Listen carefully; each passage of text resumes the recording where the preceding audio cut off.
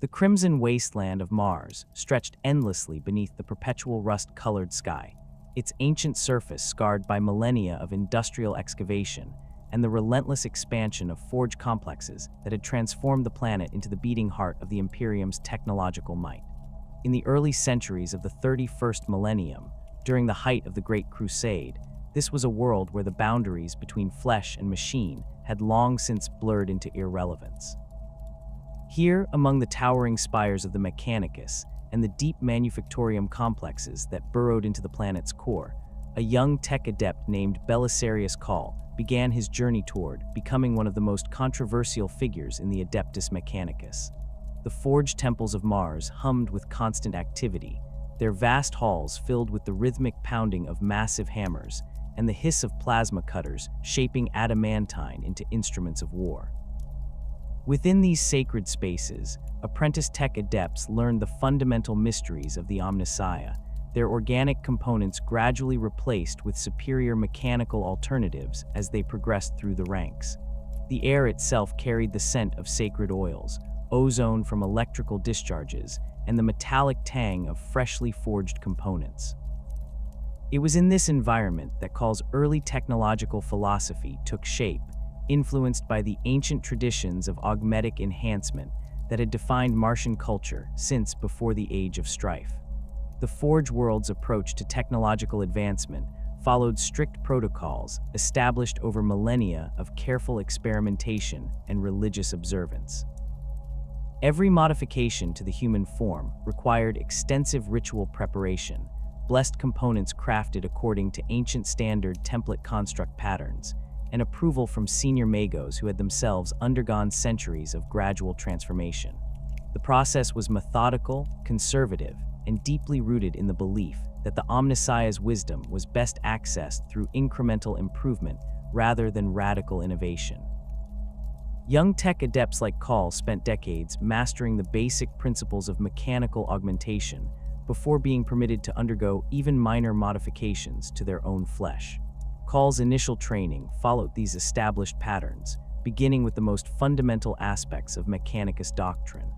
He learned to recite the canticles of the Omnissiah while his hands worked at delicate assembly tasks, the binary hymns becoming as natural as breathing. His instructors, senior tech adepts whose faces had long since been replaced with sensor arrays and Vox grills, emphasized the importance of understanding each component's sacred function before attempting to improve upon ancient designs. The workshops where Cawl spent his early years were filled with the accumulated wisdom of ages, their walls lined with schematic displays showing the proper construction of everything from simple cogitators to complex servo skulls. The daily routine of a tech adept in training was rigorous and precisely scheduled. Dawn brought the ritual of awakening, where apprentices activated their basic augmetics and performed diagnostic checks on their mechanical components. This was followed by hours of theoretical instruction in the sacred halls, where senior magos delivered lectures on the principles of machine spirits, the proper maintenance of ancient technologies, and the theological implications of human-machine synthesis. Afternoons were devoted to practical work in the manufactorums, where Cawl and his fellow apprentices learned to craft components with their own hands, understanding the sacred relationship between creator and creation that lay at the heart of Mechanicus philosophy. During these formative years, Cawl demonstrated an exceptional aptitude for understanding complex mechanical systems. His instructors noted his ability to visualize the internal workings of devices before disassembling them, and his talent for identifying inefficiencies in established designs. However, it was also during this period that the first signs of his unorthodox thinking began to manifest. Where other apprentices accepted the traditional explanations for why certain procedures were followed, Cawl persistently questioned the underlying assumptions. He would spend hours in the archive vaults, studying ancient texts and technical manuals, searching for the original reasoning behind practices that had become ritualized over time. The quest for knowledge, one of the fundamental drives of the Mechanicus, was supposed to follow carefully prescribed channels. Tech adepts were encouraged to seek understanding, but within the bounds of established doctrine and under the guidance of their superiors. Innovation was permitted, but only after demonstrating complete mastery of existing technologies and receiving approval from the appropriate authorities. Cawl's approach differed significantly from this model. He began conducting unauthorized experiments in unused sections of the forge complex, combining components in ways that violated traditional assembly protocols. His modifications worked, often improving upon the original designs, but they represented a dangerous departure from accepted practice. One particular incident during his early training highlighted the growing tension between Cawl's innovative instincts and Mechanicus orthodoxy. While working on a standard servo skull assembly, he noticed that the traditional power distribution system created unnecessary heat buildup that reduced the unit's operational efficiency. Rather than accepting this as an inherent limitation of the design, Cawl began experimenting with alternative configurations. He rerouted power conduits, modified the cooling systems, and implemented a series of micro-adjustments that dramatically improved the servo skull's performance. When his instructors discovered the modifications, they were simultaneously impressed by his technical skill and concerned by his willingness to deviate from established patterns without authorization. The philosophical implications of Cawl's early experiments extended beyond mere technical innovation. Traditional Mechanicus doctrine held that the machine spirit of each device had to be properly appeased through correct assembly procedures and appropriate ritual observances. By modifying established designs, Cawl was essentially arguing that human understanding could improve upon patterns that had been blessed by centuries of use. This position bordered on technological heresy, suggesting that the accumulated wisdom of the Mechanicus might be incomplete or imperfect. His instructors struggled with how to respond to an apprentice whose modifications clearly worked, but whose methods challenged fundamental assumptions about the relationship between human knowledge and divine inspiration. The Great Crusade era provided a unique context for these early developments in Cawl's thinking. The Imperium's rapid expansion created unprecedented demands for technological innovation, as the Space Marine legions and Imperial Army encountered alien technologies and hostile environments that required adaptive solutions. The traditional Mechanicus approach of slow, careful development was often inadequate for the pace of conquest, leading to increased pressure for rapid innovation. This environment provided some justification for Cawl's experimental methods, even as it created tension with established Mechanicus hierarchies who were reluctant to abandon practices that had served them well for millennia. Cawl's exposure to the broader Imperial war effort began to influence his understanding of the relationship between biological and mechanical systems. The Space Marines represented the pinnacle of biological enhancement, their gene seed modifications allowing them to interface seamlessly with their power armor and weapon systems. The Imperial Guard demonstrated the effectiveness of augmetic replacements for soldiers who had suffered battlefield injuries, while the Mechanicus itself showcased the potential for voluntary replacement of organic components with superior mechanical alternatives. These different approaches to human enhancement fascinated Cawl, who began to see opportunities for synthesis that went beyond the traditional boundaries of each discipline. The young tech adept's observations of battlefield casualties brought back to Mars for treatment provided particular insight into the limitations of current augmetic technology. Standard replacement limbs, while functional, often failed to fully integrate with the recipient's nervous system, creating delays in response time and reduced tactile feedback. Sensory replacements frequently suffered from limited range and poor discrimination compared to their organic counterparts. Most significantly, the interface between biological and mechanical components remained crude, relying on basic neural connections that failed to take advantage of the brain's remarkable adaptability. Cawl began to envision more sophisticated approaches to human-machine integration that would preserve the strengths of both biological and mechanical systems while eliminating their respective weaknesses. These early insights would prove foundational to Cawl's later revolutionary work, but during his apprenticeship, they remained largely theoretical. The Mechanicus hierarchy was deeply conservative regarding modifications to established augmetic procedures, and unauthorized experimentation on living subjects was strictly forbidden.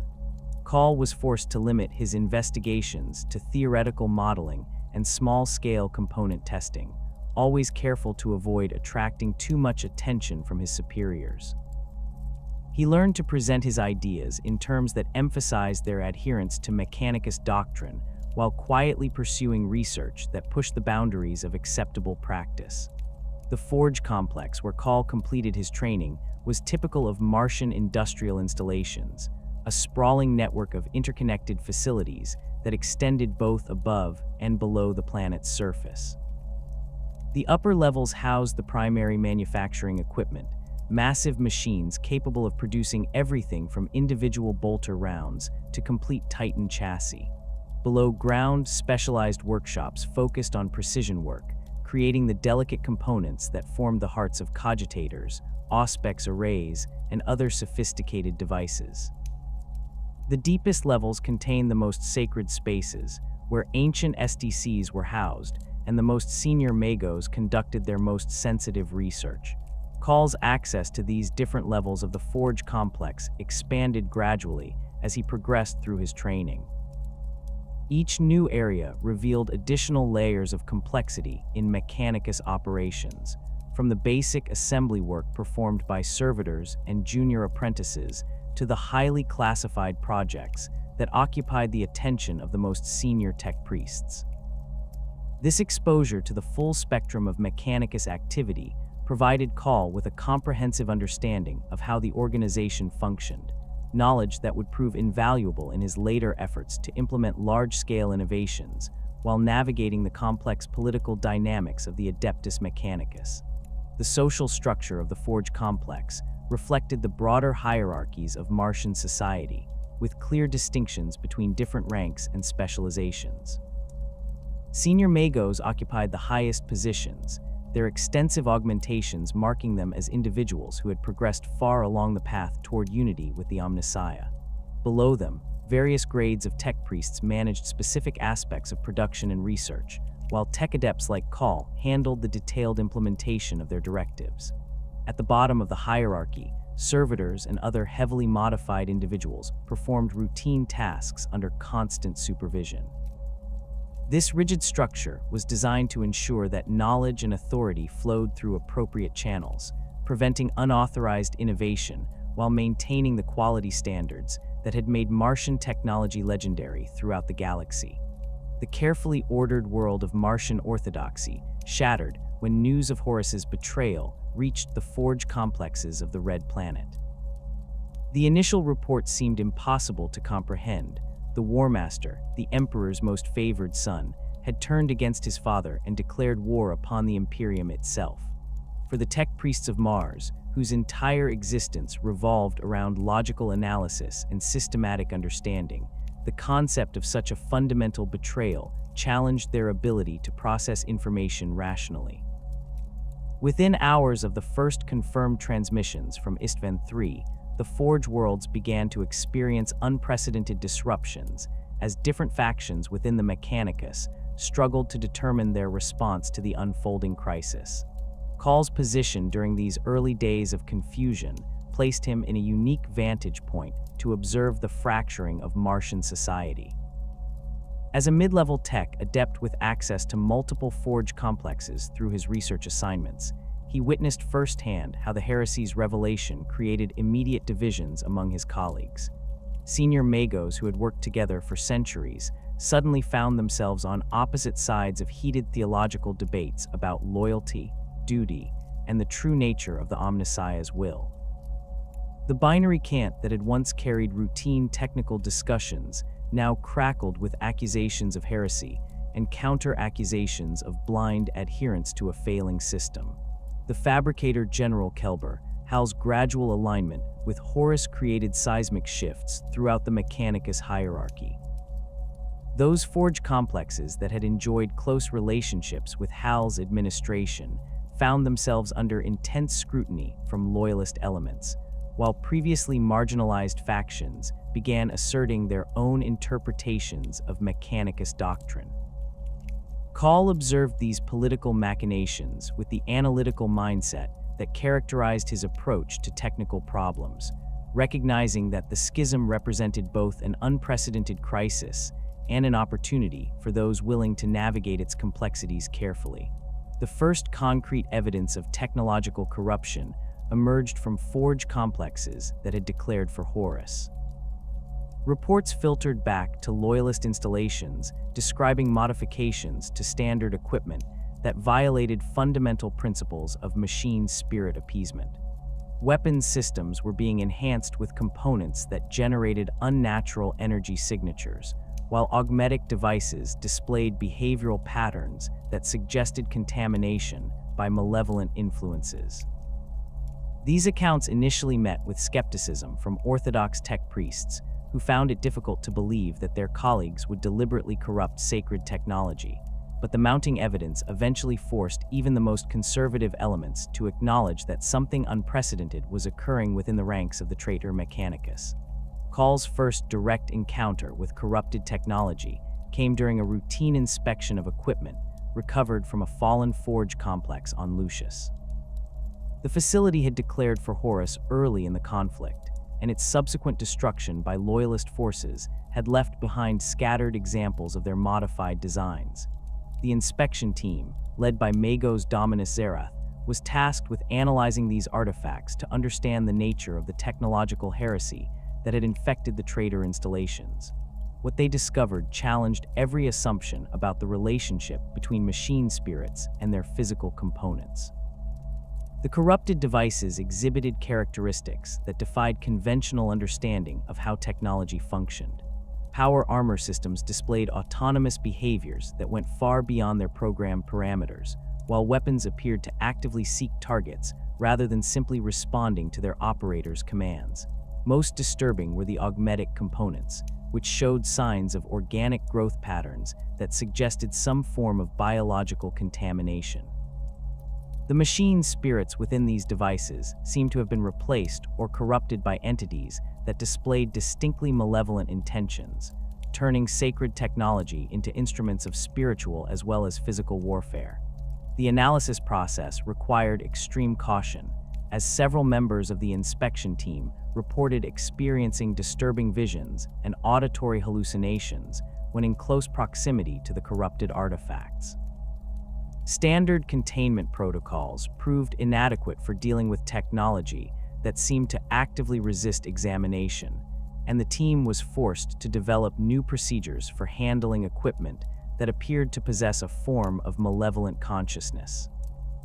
Cawl's role in developing these protocols demonstrated his ability to adapt quickly to unprecedented challenges, but it also exposed him to influences that would profoundly affect his future understanding of the relationship between technology and the immaterial realm.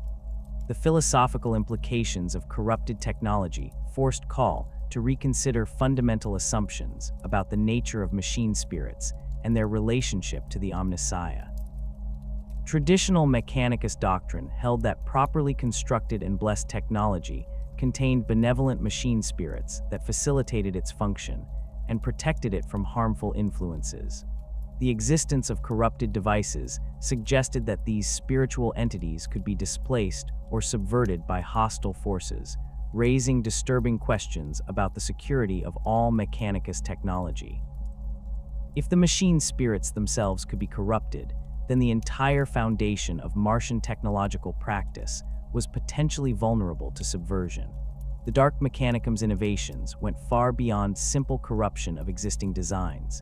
Intelligence reports from loyalist agents embedded within traitor forge complexes described entirely new categories of technology that incorporated principles that violated established scientific understanding. Weapons that drew power from sources that could not be identified or measured, vehicles that moved without visible propulsion systems, and communication devices that transmitted information across impossible distances without any detectable medium. These innovations suggested that the traitor Mechanicus had gained access to knowledge that transcended the limitations of conventional physics, but at a cost that seemed to involve the complete abandonment of traditional safety protocols and ethical constraints. Cawl's analysis of captured Dark Mechanicum technology revealed systematic patterns in their modifications that suggested a coherent alternative approach to technological development. Rather than working within the established framework of machine spirit appeasement and gradual augmentation, the traitor tech priests appeared to be forcing rapid changes through the application of external influences that bypassed normal compatibility requirements. The results were undeniably effective in terms of raw performance, but they came with side effects that included unpredictable behavior, rapid degradation of components, and what could only be described as psychological contamination of their operators. The moral implications of studying corrupted technology created intense debates within loyalist Mechanicus circles. Conservative elements argued that any examination of heretical innovations risked spiritual contamination and should be avoided entirely. More pragmatic voices, including Cawl, maintained that understanding the enemy's capabilities was essential for developing effective countermeasures and protecting loyal Imperial forces from these new threats. The compromise position that eventually emerged involved establishing specialized research facilities with extensive containment measures and rotating research teams to minimize individual exposure to corrupting influences. Cawl's involvement in these research projects established his reputation as someone willing to take necessary risks in pursuit of knowledge that could benefit the loyalist cause. His technical skills and analytical approach made him valuable for understanding how corrupted technology functioned, while his relative junior status meant that his potential loss to corruption would be less damaging to the overall Mechanicus hierarchy. This combination of factors led to his assignment to increasingly sensitive projects that exposed him to the full range of dark Mechanicum innovations and their underlying principles. The psychological impact of prolonged exposure to corrupted technology began to manifest in subtle changes to Cawl's thinking and methodology. Traditional Mechanicus approaches to innovation emphasized careful, incremental progress that maintained harmony between all components of a system. The Dark Mechanicum's techniques demonstrated that rapid, dramatic improvements were possible if one was willing to accept certain risks and abandon conventional safety margins. While Cawl never embraced the spiritual corruption that characterized traitor technology, he began to question whether loyalist innovation was unnecessarily constrained by overly conservative approaches to risk management. The Siege of Mars itself provided Cawl with direct combat experience against Dark Mechanicum forces and their corrupted war machines. The traitor assault on the Red Planet brought together the most advanced technologies from both sides of the schism, creating a testing ground for innovations that had been developed in secret workshops throughout the galaxy.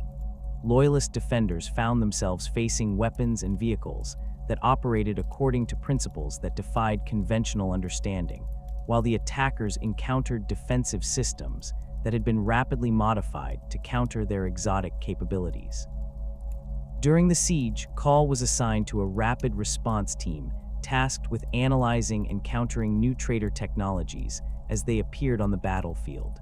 This role required him to work under extreme pressure, developing countermeasures for weapon systems while under direct fire from the very devices he was trying to understand. The experience taught him valuable lessons about the practical limitations of theoretical analysis and the importance of designing systems that could be quickly modified in response to changing battlefield conditions. The most significant encounter occurred during the assault on the Mondus Gamma Forge complex, where Dark Mechanicum forces deployed a new class of corrupted Titan that incorporated organic components into its structure.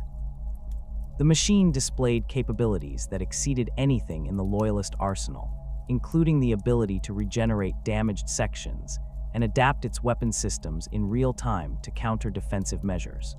Cawl's analysis of the creature's remains after its eventual destruction revealed integration techniques that suggested possibilities for beneficial augmentation that went far beyond current Mechanicus practices, albeit without the spiritual corruption that characterized the traitor version. The trauma of witnessing the systematic corruption of sacred technology profoundly affected Cawl's future approach to innovation. He recognized that the conservative nature of traditional Mechanicus practices had left Loyalist forces unprepared for the rapid technological advances demonstrated by their traitorous colleagues.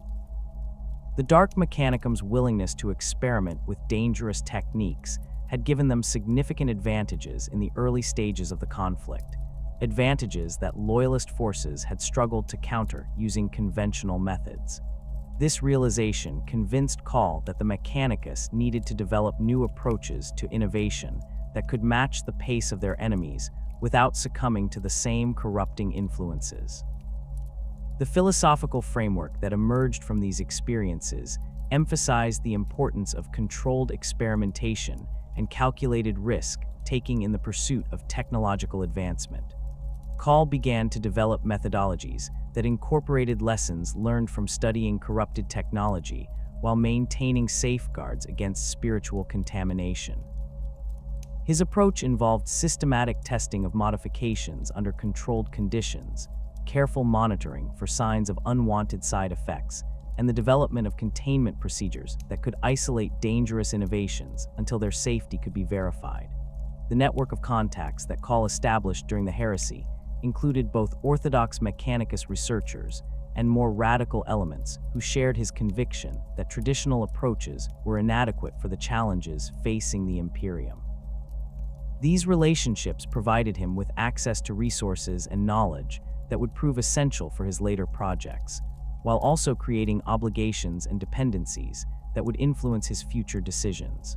The collaborative research efforts that emerged from these connections operated in a gray area between authorized Mechanicus activities and unauthorized experimentation, requiring careful navigation of political and theological sensitivities. The final years of the Horus Heresy brought unexpected visitors to the forge complexes of Mars, as surviving Primarchs sought technological solutions to problems that conventional warfare had failed to resolve. Among these was Roboute Guilliman, the Lord of Ultramar, whose arrival at the Mondus Gamma facility in the closing months of the Civil War marked a turning point in Cawl's career. The Primarch's presence on Mars was officially recorded as a routine inspection of Loyalist manufacturing capabilities, but the reality was far more complex. Guilliman had come seeking something that the Adeptus Mechanicus had never been asked to provide: improvements to the Emperor's own work on the Astartes project. Cawl first encountered the Lord of Ultramar during a routine briefing on adaptive technology protocols that had been developed in response to Dark Mechanicum innovations. The tech adept was presenting his analysis of captured traitor equipment when Guilliman entered the chamber, his massive frame dominating the space despite the high ceilings designed to accommodate Titan components. The Primarch's presence was immediately apparent not just through his physical dimensions, but through the subtle changes in behavior exhibited by every tech priest in the room. Even the most senior Magos deferred to his authority with an instinctive recognition of his genetic superiority that transcended normal hierarchical protocols. The briefing itself focused on technical specifications and battlefield applications, but Cawl noticed that Guilliman's questions revealed an understanding of augmentation principles that went far beyond what most non-Mechanicus personnel possessed. The Primarch inquired about compatibility matrices between different enhancement systems, the theoretical limits of biological modification, and the potential for combining Astartes' gene seed with advanced augmetic technologies. These were not the questions of someone seeking conventional military equipment, but rather those of an individual contemplating fundamental changes to established biological systems. Following the formal presentation, Guilliman requested a private consultation with selected members of the research team. Cawl found himself included in this smaller group, along with Magos Dominus and 2 other senior tech priests who had demonstrated expertise in biological augmentation systems. The meeting location was a secured chamber deep within the forge complex, its walls lined with cogitator banks and holographic projection systems that could display molecular-level schematics with perfect clarity. The chamber's isolation systems ensured that their conversation would remain completely confidential, protected from both electronic surveillance and psychic intrusion. Guilliman's opening statement challenged every assumption that the assembled tech priests held about the limits of their mandate. The Primarch explained that the heresy had revealed fundamental weaknesses in the Astartes design that threatened the long-term survival of the Imperium. The traitor legions had demonstrated that even the most carefully selected and indoctrinated Space Marines could fall to corruption, while the loyalist forces had suffered casualties that would take centuries to replace using conventional recruitment methods. The Emperor's original vision for the Astartes had been based on assumptions about the nature of the galaxy that the heresy had proven incorrect, and adaptation was necessary for survival. The specific improvements that Guilliman envisioned went far beyond simple modifications to existing systems. He spoke of creating new organs that could better resist psychic influence, enhanced neural pathways that would improve reaction times and tactical processing, and modified gene seed that could be implanted in a broader range of human subjects without rejection. Most significantly, he wanted these improvements to be implemented in ways that would make the resulting Astartes more resistant to the corrupting influences that had claimed so many of their brothers during the Civil War. Cawl's initial reaction was one of professional skepticism mixed with intellectual fascination. The Emperor's work on the Astartes project represented the pinnacle of biological engineering, incorporating techniques that the Mechanicus had studied for centuries without fully understanding. The idea that this masterwork could be improved upon seemed to border on hubris, yet the practical evidence of the heresy suggested that such improvements were not just desirable, but essential. The challenge lay in developing modifications that would enhance the Astartes design without disrupting the delicate balance of systems that made Space Marines functional. The theoretical framework for such improvements required a fundamental reconsideration of how biological and mechanical augmentation could be integrated. Traditional Mechanicus approaches treated organic and artificial components as separate systems that could be connected through interface technologies. Guilliman's vision demanded a more sophisticated synthesis that would blur the boundaries between natural and artificial enhancement, creating hybrid systems that combine the adaptability of biological processes with the reliability of mechanical components. The Primarch's knowledge of his father's work provided crucial insights into the underlying principles of Astartes enhancement. He revealed details about the gene seed cultivation process that were not recorded in any Mechanicus archives, including information about the psychic resonances that linked each Space Marine to his Primarch, and through him, to the Emperor himself. This spiritual dimension of Astartes enhancement had been largely overlooked by previous Mechanicus studies, which had focused primarily on the physical and genetic aspects of the transformation process. Guilliman's commission included specific requirements that would guide Cawl's research for the next 10 millennia. The improved Astartes would need to be capable of rapid deployment and adaptation to new battlefield conditions, with enhanced healing capabilities that could repair damage from exotic weapons. Their psychological conditioning would require strengthening to resist not just conventional corruption, but also the more subtle influences that had proven effective against existing Space Marines. Most importantly, the new design would need to be scalable, allowing for the creation of larger numbers of enhanced Astartes without compromising their individual effectiveness. The practical challenges of implementing such improvements were staggering in their complexity.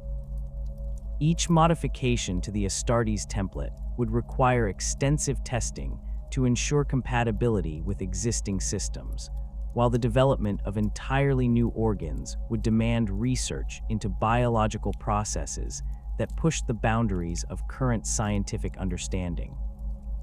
The project would need to be conducted in absolute secrecy, as knowledge of attempts to improve upon the Emperor's work could be interpreted as heretical by conservative elements within both the Mechanicus and the broader Imperium. Cawl's acceptance of the commission marked a fundamental shift in his research priorities and philosophical approach.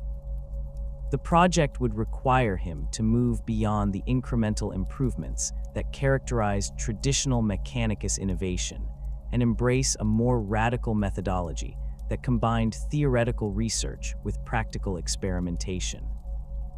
The scale of the undertaking would demand resources and expertise that exceeded what any single forge complex could provide, necessitating the creation of a distributed research network that could operate across multiple installations without attracting unwanted attention. The establishment of this research network began immediately following Guilliman's departure from Mars. Cawl identified potential collaborators among the tech priests who had demonstrated both the technical expertise and the ideological flexibility necessary for such an unprecedented project. These individuals were recruited carefully, with each being approached through indirect channels that minimized the risk of exposure. The initial core group consisted of specialists in genetics, augmetic integration, psychic shielding, and biological engineering, each bringing unique capabilities that would be essential for different aspects of the research. The first hidden research facility was established in an abandoned section of the Mondus Gamma complex, utilizing chambers that had been damaged during the siege and subsequently written off as irreparable. Cawl's team spent months preparing these spaces for their new purpose, installing specialized equipment and implementing security measures that would prevent unauthorized access while maintaining the appearance of continued abandonment. The facility's isolation systems were designed to contain not just physical materials, but also psychic emanations that might attract unwanted attention from hostile entities. The recruitment of loyal tech adepts for the project required careful evaluation of both technical qualifications and personal reliability. Cawl developed screening procedures that assessed candidates' ability to work independently while maintaining absolute secrecy about their activities. The selected individuals were gradually introduced to different aspects of the research without initially revealing the project's full scope, allowing them to demonstrate their commitment before being granted access to the most sensitive information. This approach minimized the risk of security breaches while ensuring that the team consisted of individuals who could be trusted with knowledge that could reshape the Imperium's military capabilities. The early theoretical frameworks developed by Cawl's team focused on identifying the specific limitations of current Astartes enhancement that needed to be addressed. The standard implementation process was constrained by the narrow age range of suitable candidates, the high rejection rates that eliminated many potential recruits, and the fixed nature of the resulting enhancements that prevented adaptation to new threats.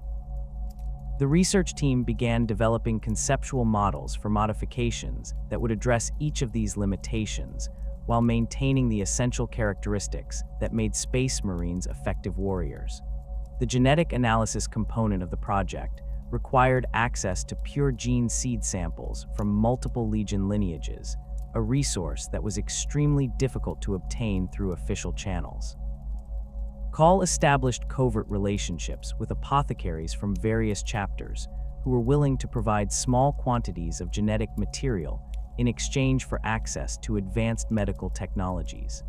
These samples allowed the research team to conduct comparative studies that revealed the underlying mechanisms responsible for the differences between various Astartes lineages, providing crucial insights into how the enhancement process could be modified.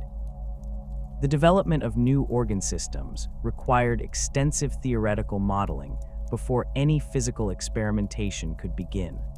Cawl's team created detailed simulations of how proposed modifications would interact with existing Astartes physiology, identifying potential complications and developing solutions for integration challenges. The complexity of these interactions demanded computational resources that exceeded what was available at the primary research facility, leading to the establishment of additional sites that could provide the necessary processing power while maintaining operational security. The psychic shielding research proved particularly challenging, as it required understanding of warp-based phenomena that fell outside traditional Mechanicus expertise. Cawl established connections with sanctioned psychers and members of the nascent Inquisition who could provide insights into the nature of psychic corruption and the development of countermeasures. This collaboration required careful negotiation to ensure that the research team's activities remained secret while gaining access to knowledge that was essential for creating Astartes who could resist the influences that had corrupted their predecessors. The project's scope expanded rapidly as the research team identified additional areas where improvements could be implemented. Enhanced sensory systems that could detect threats across a broader spectrum, improved cognitive processing that would allow for faster tactical decision-making, and modified digestive systems that could extract nutrients from a wider range of sources all became part of the comprehensive enhancement package that Cawl envisioned. Each addition increased the complexity of the integration challenge, while also expanding the potential capabilities of the resulting Astartes. The establishment of manufacturing capabilities for prototype components required the creation of specialized production facilities that could operate without official oversight. Cawl identified underutilized sections of various forge complexes where small-scale manufacturing could be conducted using equipment that was officially assigned to other projects. The production of test components was integrated into routine manufacturing schedules in ways that made them appear to be standard maintenance activities or research into conventional augmetic improvements. The documentation and record-keeping for the project required the development of new information security protocols that could protect sensitive data while allowing for effective collaboration between distributed research teams. Cawl created encoding systems that disguised research findings as routine technical reports, while establishing communication networks that could transfer information between facilities without creating detectable patterns that might attract investigation. The challenge of maintaining comprehensive records while ensuring operational security would remain a constant concern throughout the project's development. The decades following Guilliman's commission transformed Cawl from a talented but relatively minor tech adept into the architect of the most extensive covert research operation in Imperial history. The initial facility beneath Mondus Gamma proved inadequate within the first century of work, as the scope of required experimentation expanded beyond anything that could be contained within a single installation. Cawl began establishing a network of hidden laboratories that stretched across multiple star systems, each facility designed to conduct specific aspects of the research while maintaining plausible cover identities that would deflect casual investigation. The primary genetic research station was constructed within the asteroid belt of the Risa system, housed inside a hollowed-out asteroid that appeared to be a routine mining operation. The facility's exterior bristled with standard excavation equipment and ore processing machinery, while deep within its core lay laboratories equipped with the most advanced gene sequencing and biological manipulation equipment that Cawl could acquire. The asteroid's natural radiation shielding provided excellent protection against both physical and psychic detection, while its remote location allowed for experiments that would have been impossible to conduct near populated worlds. Cawl's own transformation accelerated dramatically during this period, driven by the demands of managing an increasingly complex research operation across vast distances. Traditional augmetic enhancement followed predictable patterns of gradual replacement and integration, but Cawl's modifications pushed far beyond these conventional boundaries. He began experimenting with consciousness fragmentation techniques that allowed portions of his awareness to operate independently while maintaining connection to his primary consciousness. These fragmented aspects could oversee different research projects simultaneously, dramatically increasing his effective capacity for direct supervision and analysis. The physical modifications to Cawl's form became increasingly radical as the centuries progressed. Standard mechadendrite appendages were replaced with specialized manipulator arrays that could perform molecular-level assembly work with unprecedented precision. His sensory systems were enhanced with detection capabilities that spanned multiple spectrums, allowing him to observe biological processes at the cellular level while simultaneously monitoring psychic emanations and warp disturbances. Most significantly, his memory storage capacity was expanded through the integration of quantum cogitator arrays that could process and retain vast quantities of experimental data without degradation. The consciousness fragmentation process required careful calibration to prevent the kind of mental dissolution that had claimed other tech priests who had attempted similar procedures. Cawl developed specialized neural interface protocols that maintained synchronization between his various consciousness fragments, while allowing each to operate with sufficient independence to handle complex research tasks. The fragments were assigned specific areas of expertise, with one focusing on genetic manipulation, another on mechanical integration, and a third on psychic shielding research.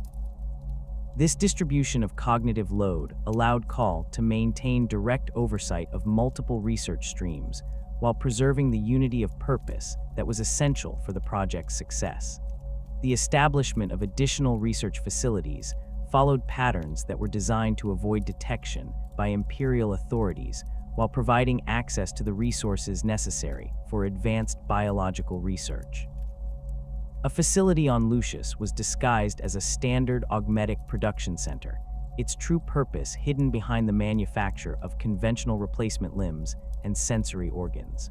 The Lucius installation specialized in the development of new organ systems, utilizing the Forge world's extensive biological research infrastructure, while maintaining careful separation between authorized and unauthorized activities. On Metalica, Cawl established a weapons testing facility that ostensibly focused on improving standard Astartes equipment, but actually served as a proving ground for the enhanced capabilities that would be required by the new generation of Space Marines.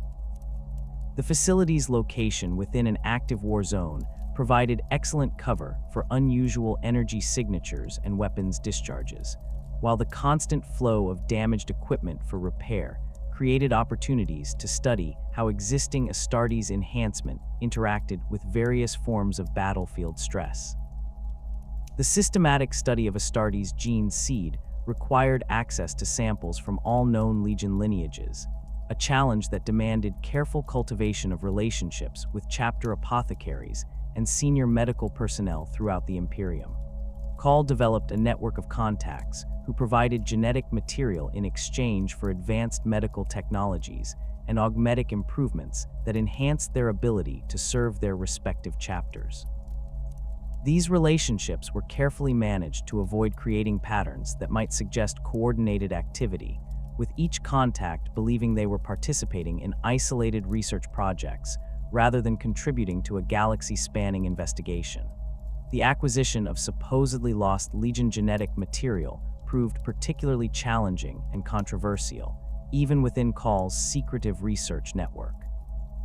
Samples from the 2nd and 11th Legions were obtained through archaeological expeditions to sites that had been officially purged from Imperial records, requiring extensive investigation to locate facilities that had been abandoned and forgotten during the early years of the Great Crusade. The genetic material recovered from these sites was heavily degraded and required extensive reconstruction using advanced techniques that Cawl had developed specifically for working with damaged biological samples.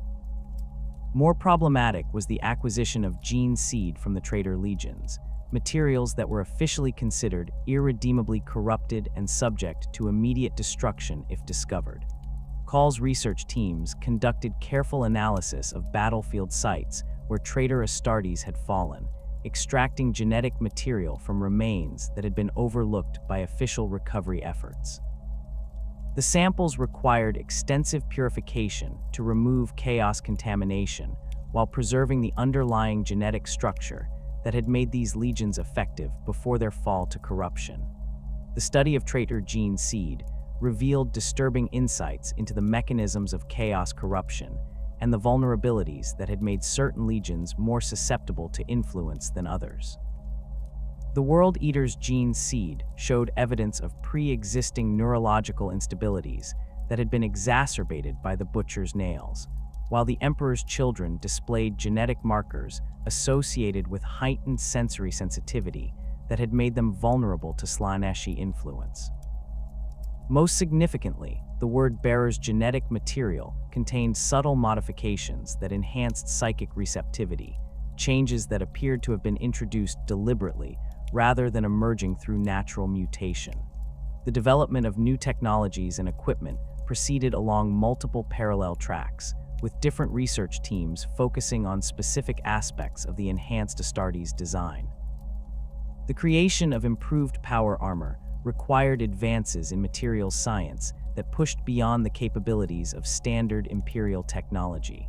Cawl's materials research teams developed new ceramic composites that offered superior protection while reducing weight, along with improved joint systems that provided greater mobility without sacrificing structural integrity.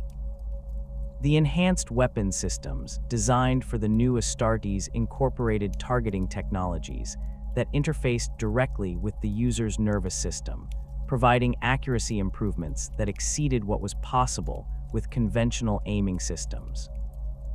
The bolt weapons featured improved ammunition designs that could adapt their explosive characteristics based on target analysis, while plasma weapons incorporated new cooling systems that dramatically reduced the risk of catastrophic overheating that plagued existing designs.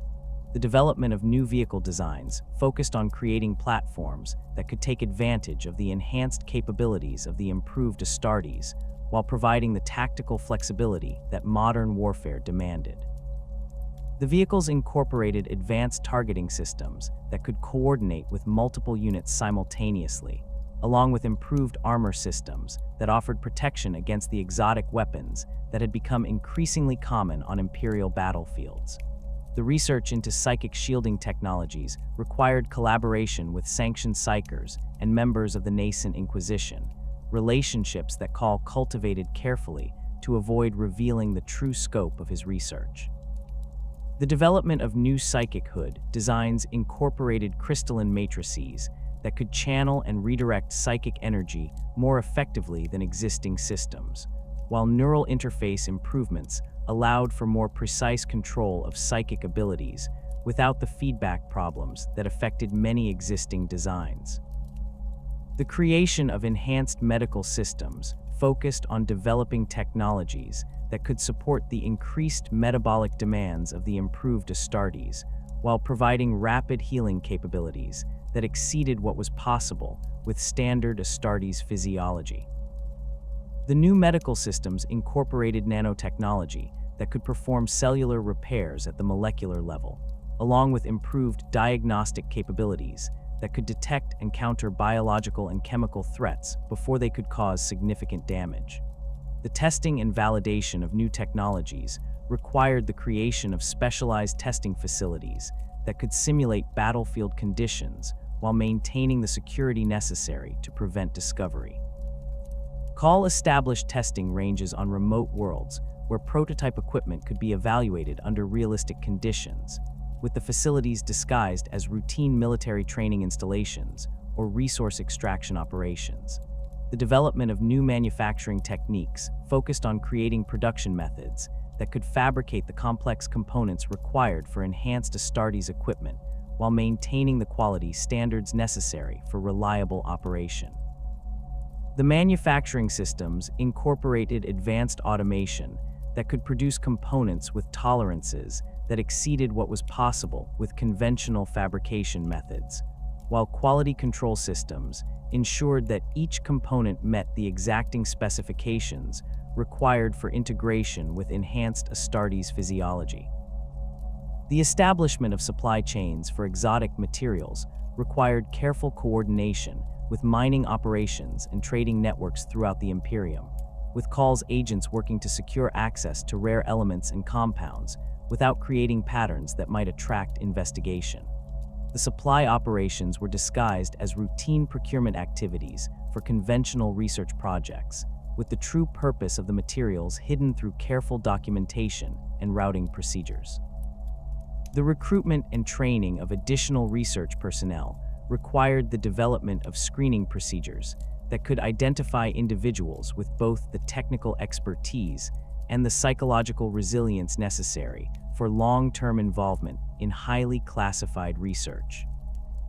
The recruitment process was conducted through multiple layers of intermediaries to prevent direct connections between new personnel and the project's leadership, while training programs were designed to gradually introduce new team members to increasingly sensitive aspects of the research.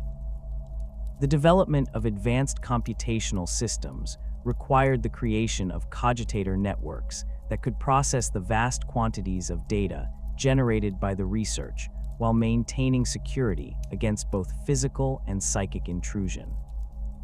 The computational systems incorporated quantum processing elements that could perform complex biological simulations in real time, while security protocols ensured that sensitive information remained protected even if individual components were compromised. The coordination of activities across multiple research facilities required the development of communication systems that could transfer information securely across interstellar distances without creating detectable patterns that might attract investigation. The communication networks utilized quantum entanglement principles to provide instantaneous data transfer, while encryption systems ensured that intercepted transmissions would appear to be routine administrative communications rather than sensitive research data. The breakthrough that would define the next phase of Cawl's research emerged from an unexpected convergence of seemingly unrelated experimental threads in the early 39th millennium. His consciousness fragments had been pursuing parallel investigations into cellular regeneration enhancement, neural pathway optimization, and metabolic efficiency improvements when a routine data correlation analysis revealed patterns that suggested these separate research streams could be integrated into a cohesive enhancement package. The discovery occurred at the Risa asteroid facility, where advanced gene sequencing equipment had been analyzing samples from 17 different Legion lineages simultaneously, creating computational models that mapped the interaction patterns between various genetic modifications. The initial revelation centered on the discovery of dormant genetic sequences within existing Astartes gene seed that appeared to be designed for additional organ systems beyond the standard 19 implants. These sequences had remained inactive in all known Space Marines, but Cawl's analysis suggested they could be triggered through specific biochemical cascades that would initiate the development of entirely new enhancement organs. The genetic code contained what appeared to be blueprints for 3 additional organs, each designed to address specific limitations that had become apparent through millennia of Astartes combat deployment across increasingly diverse and dangerous battlefield environments. The first of these dormant organ systems, which Cawl designated the sinew coils, represented a revolutionary advancement in the integration between Astartes physiology and power armor systems. Traditional power armor relied on mechanical servo motors and actuators to amplify the wearer's strength and movement, creating a system that was powerful but relatively crude in its responsiveness. The sinew coils consisted of synthetic muscle fiber bundles that could be implanted along the major muscle groups, creating a biological interface that could respond to neural commands with far greater precision and speed than mechanical systems. The synthetic muscle fibers incorporated advanced polymer chains that could contract and expand with forces that exceeded natural muscle tissue by orders of magnitude, while maintaining the flexibility and responsiveness that characterized biological systems. The fibers were designed to integrate directly with the Astartes nervous system through specialized neural interface nodes that could process movement commands at the speed of thought.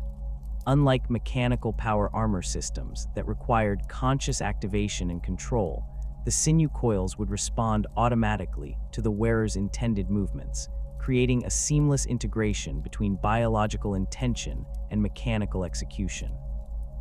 The installation process for the sinew coils required careful surgical placement along existing muscle groups, with the synthetic fibers being woven through natural tissue in patterns that would distribute stress loads evenly while maintaining full range of motion.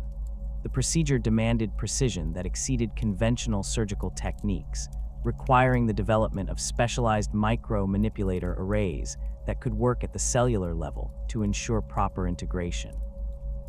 The healing process involved the gradual formation of neural connections between the synthetic fibers and the recipient's existing nervous system, a process that typically required several months of careful monitoring and adjustment.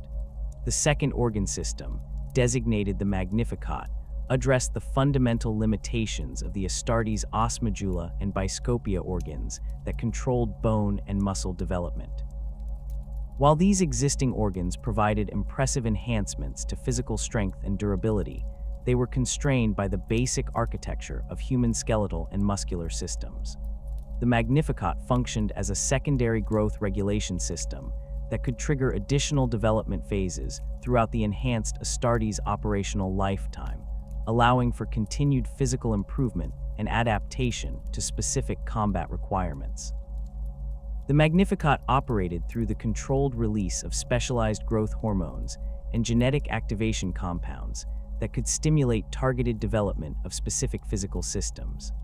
Unlike the Os Medulla's broad enhancement of overall bone density and structure, the Magnificat could direct precise modifications to individual bones or muscle groups based on analysis of combat stress patterns and operational requirements. And Astartes who frequently engaged in close combat would experience enhanced development of arm and shoulder musculature, while those specializing in marksmanship would see improvements in visual acuity and fine motor control systems. The organ's most remarkable capability involved its ability to adapt to environmental stresses that exceeded normal Astartes tolerances. Extended operations in high-gravity environments would trigger skeletal reinforcement protocols that could increase bone density and muscle mass to compensate for increased physical demands.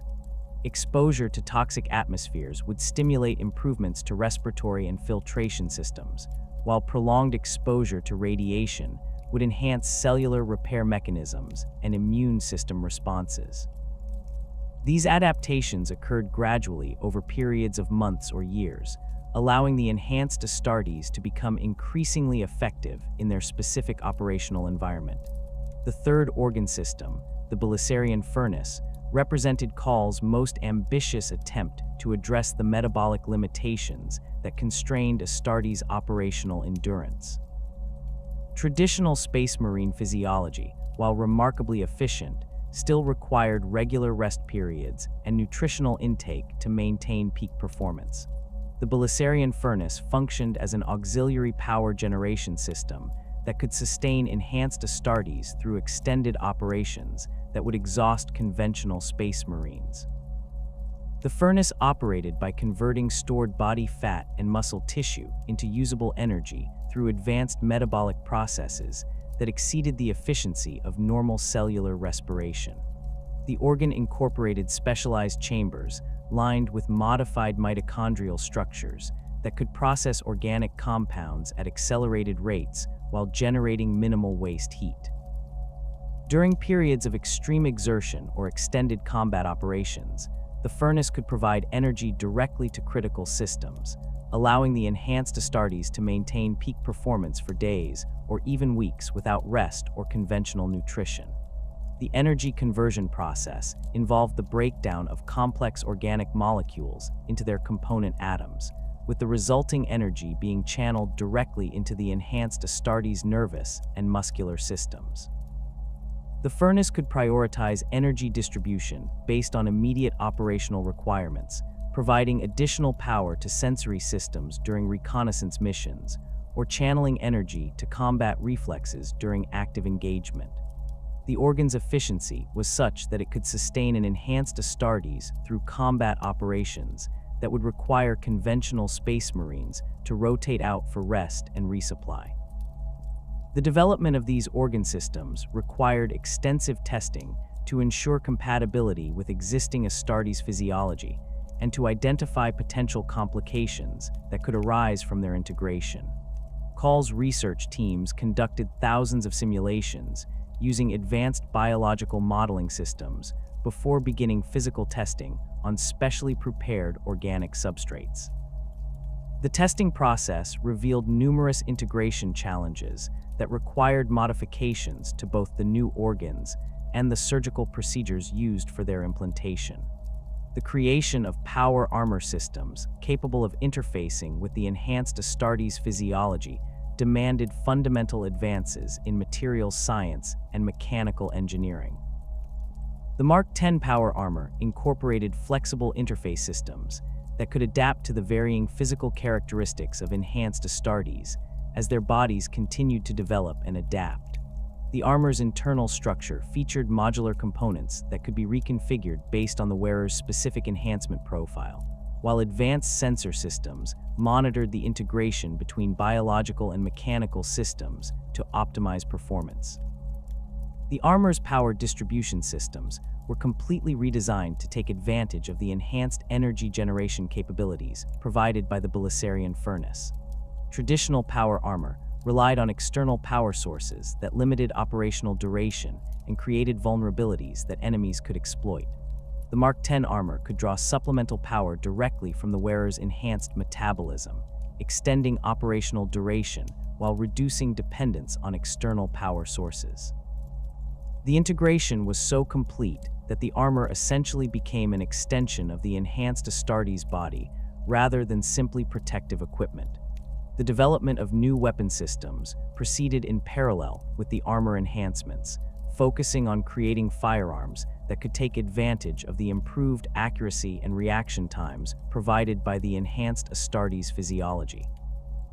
The call pattern bolt weapons incorporated targeting systems that interfaced directly with the user's enhanced nervous system, providing accuracy improvements that exceeded what was possible with conventional aiming methods. The weapons featured adaptive ammunition systems that could modify projectile characteristics based on real-time target analysis, while improved cooling systems allowed for sustained fire rates that would damage conventional bolt weapons.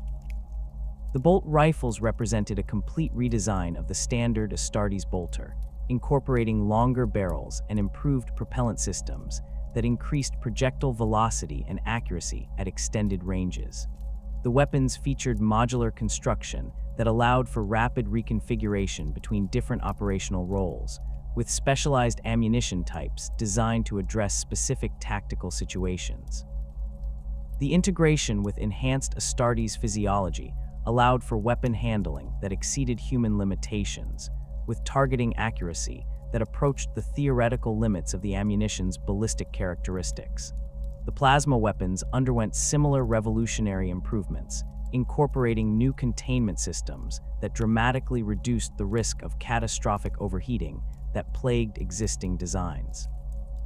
The enhanced cooling systems utilized the improved heat dissipation capabilities of the Mark X armor, while advanced plasma containment fields allowed for more efficient energy transfer and reduced power consumption.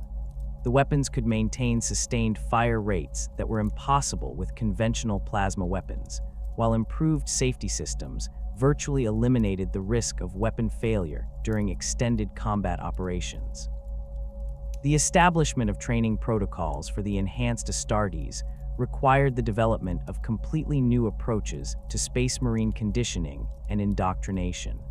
Traditional Astartes training was based on the assumption that recruits would achieve a fixed level of physical and mental capability that would remain constant throughout their service. The enhanced Astartes' ability to continue developing and adapting required training systems that could evolve with the individual warrior, providing increasingly challenging scenarios that would stimulate continued growth and development. The physical training regimens incorporated adaptive resistance systems that could adjust to the enhanced Astartes' developing capabilities, ensuring that training remained challenging even as their physical abilities continued to improve. The training facilities featured modular obstacle courses and combat scenarios that could be reconfigured to address specific weaknesses or to develop particular specializations. Advanced monitoring systems tracked each warrior's development, providing detailed analysis that could be used to optimize training protocols for maximum effectiveness.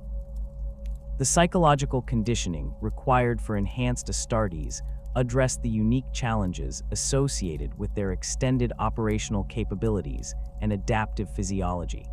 Traditional Space Marine indoctrination focused on creating warriors who could function effectively within established tactical frameworks and command structures. The enhanced Astartes needed conditioning that would allow them to adapt to rapidly changing battlefield conditions while maintaining the discipline and loyalty that characterized all Space Marines. The indoctrination process incorporated advanced psychological profiling that could identify individuals with the mental flexibility necessary to adapt to their enhanced capabilities while maintaining the psychological stability required for extended independent operations. The conditioning included specialized meditation techniques that could help enhanced Astartes manage the psychological stresses associated with their adaptive physiology, while advanced loyalty conditioning ensured that their enhanced capabilities would never be turned against the Imperium. The selection criteria for enhanced Astartes candidates required modifications to existing Space Marine recruitment protocols to identify individuals who possess the genetic compatibility necessary for the additional organ implantation. The enhanced screening process incorporated genetic analysis that could predict compatibility with the new organ systems, while psychological evaluation identified candidates with the mental resilience necessary to adapt to their enhanced capabilities. The selection process was necessarily more restrictive than conventional Space Marine recruitment, but the resulting warriors represented a significant improvement in capability over traditional Astartes.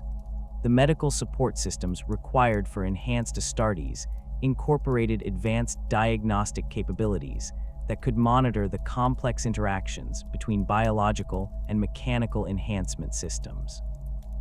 The medical facilities featured specialized equipment designed to maintain and repair the new organ systems, while advanced surgical capabilities allowed for modifications and upgrades throughout the enhanced Astartes service lifetime.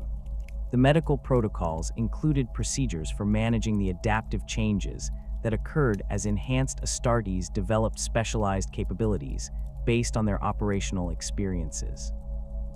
The completion of the Primaris project marked only the beginning of Cawl's transformation into one of the most influential figures within the Adeptus Mechanicus hierarchy. His success in creating enhanced Space Marines had demonstrated capabilities that transcended conventional tech priest specializations, proving his mastery across multiple technological disciplines that were traditionally considered separate domains. The recognition of these achievements, combined with his growing network of research facilities and loyal subordinates, positioned him for rapid advancement through the Mechanicus ranks during the early 40th millennium. His elevation to Archmagos Dominus came not through traditional political maneuvering, but through the undeniable evidence of his technological innovations and their practical applications in service to the Imperium. The formal ceremony confirming Cawl's new rank took place within the Great Forge Cathedral of Lucius, its soaring adamantine spires reaching toward the planet's ash-laden sky.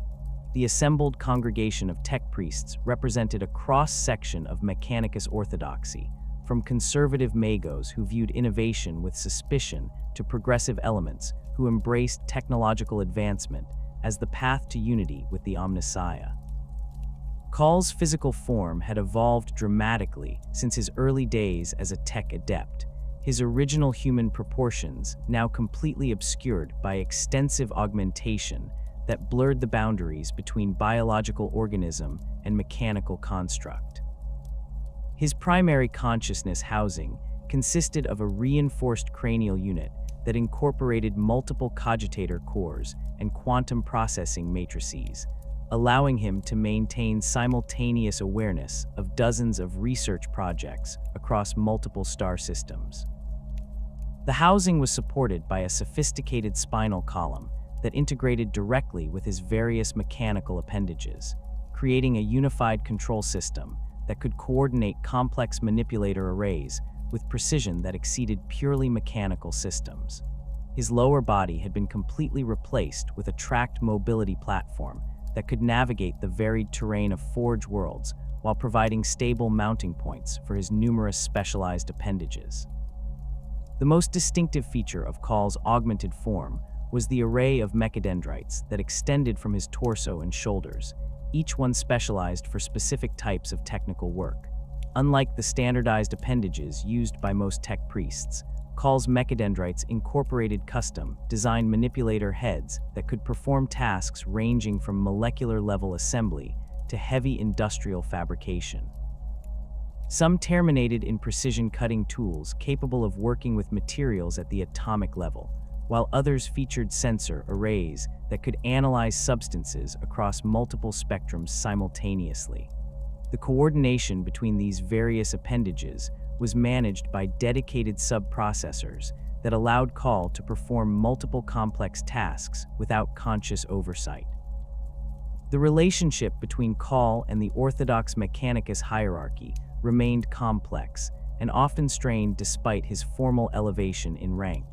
Traditional Magos viewed his rapid advancement with suspicion, particularly given his tendency to pursue research directions that challenged established protocols and theological interpretations.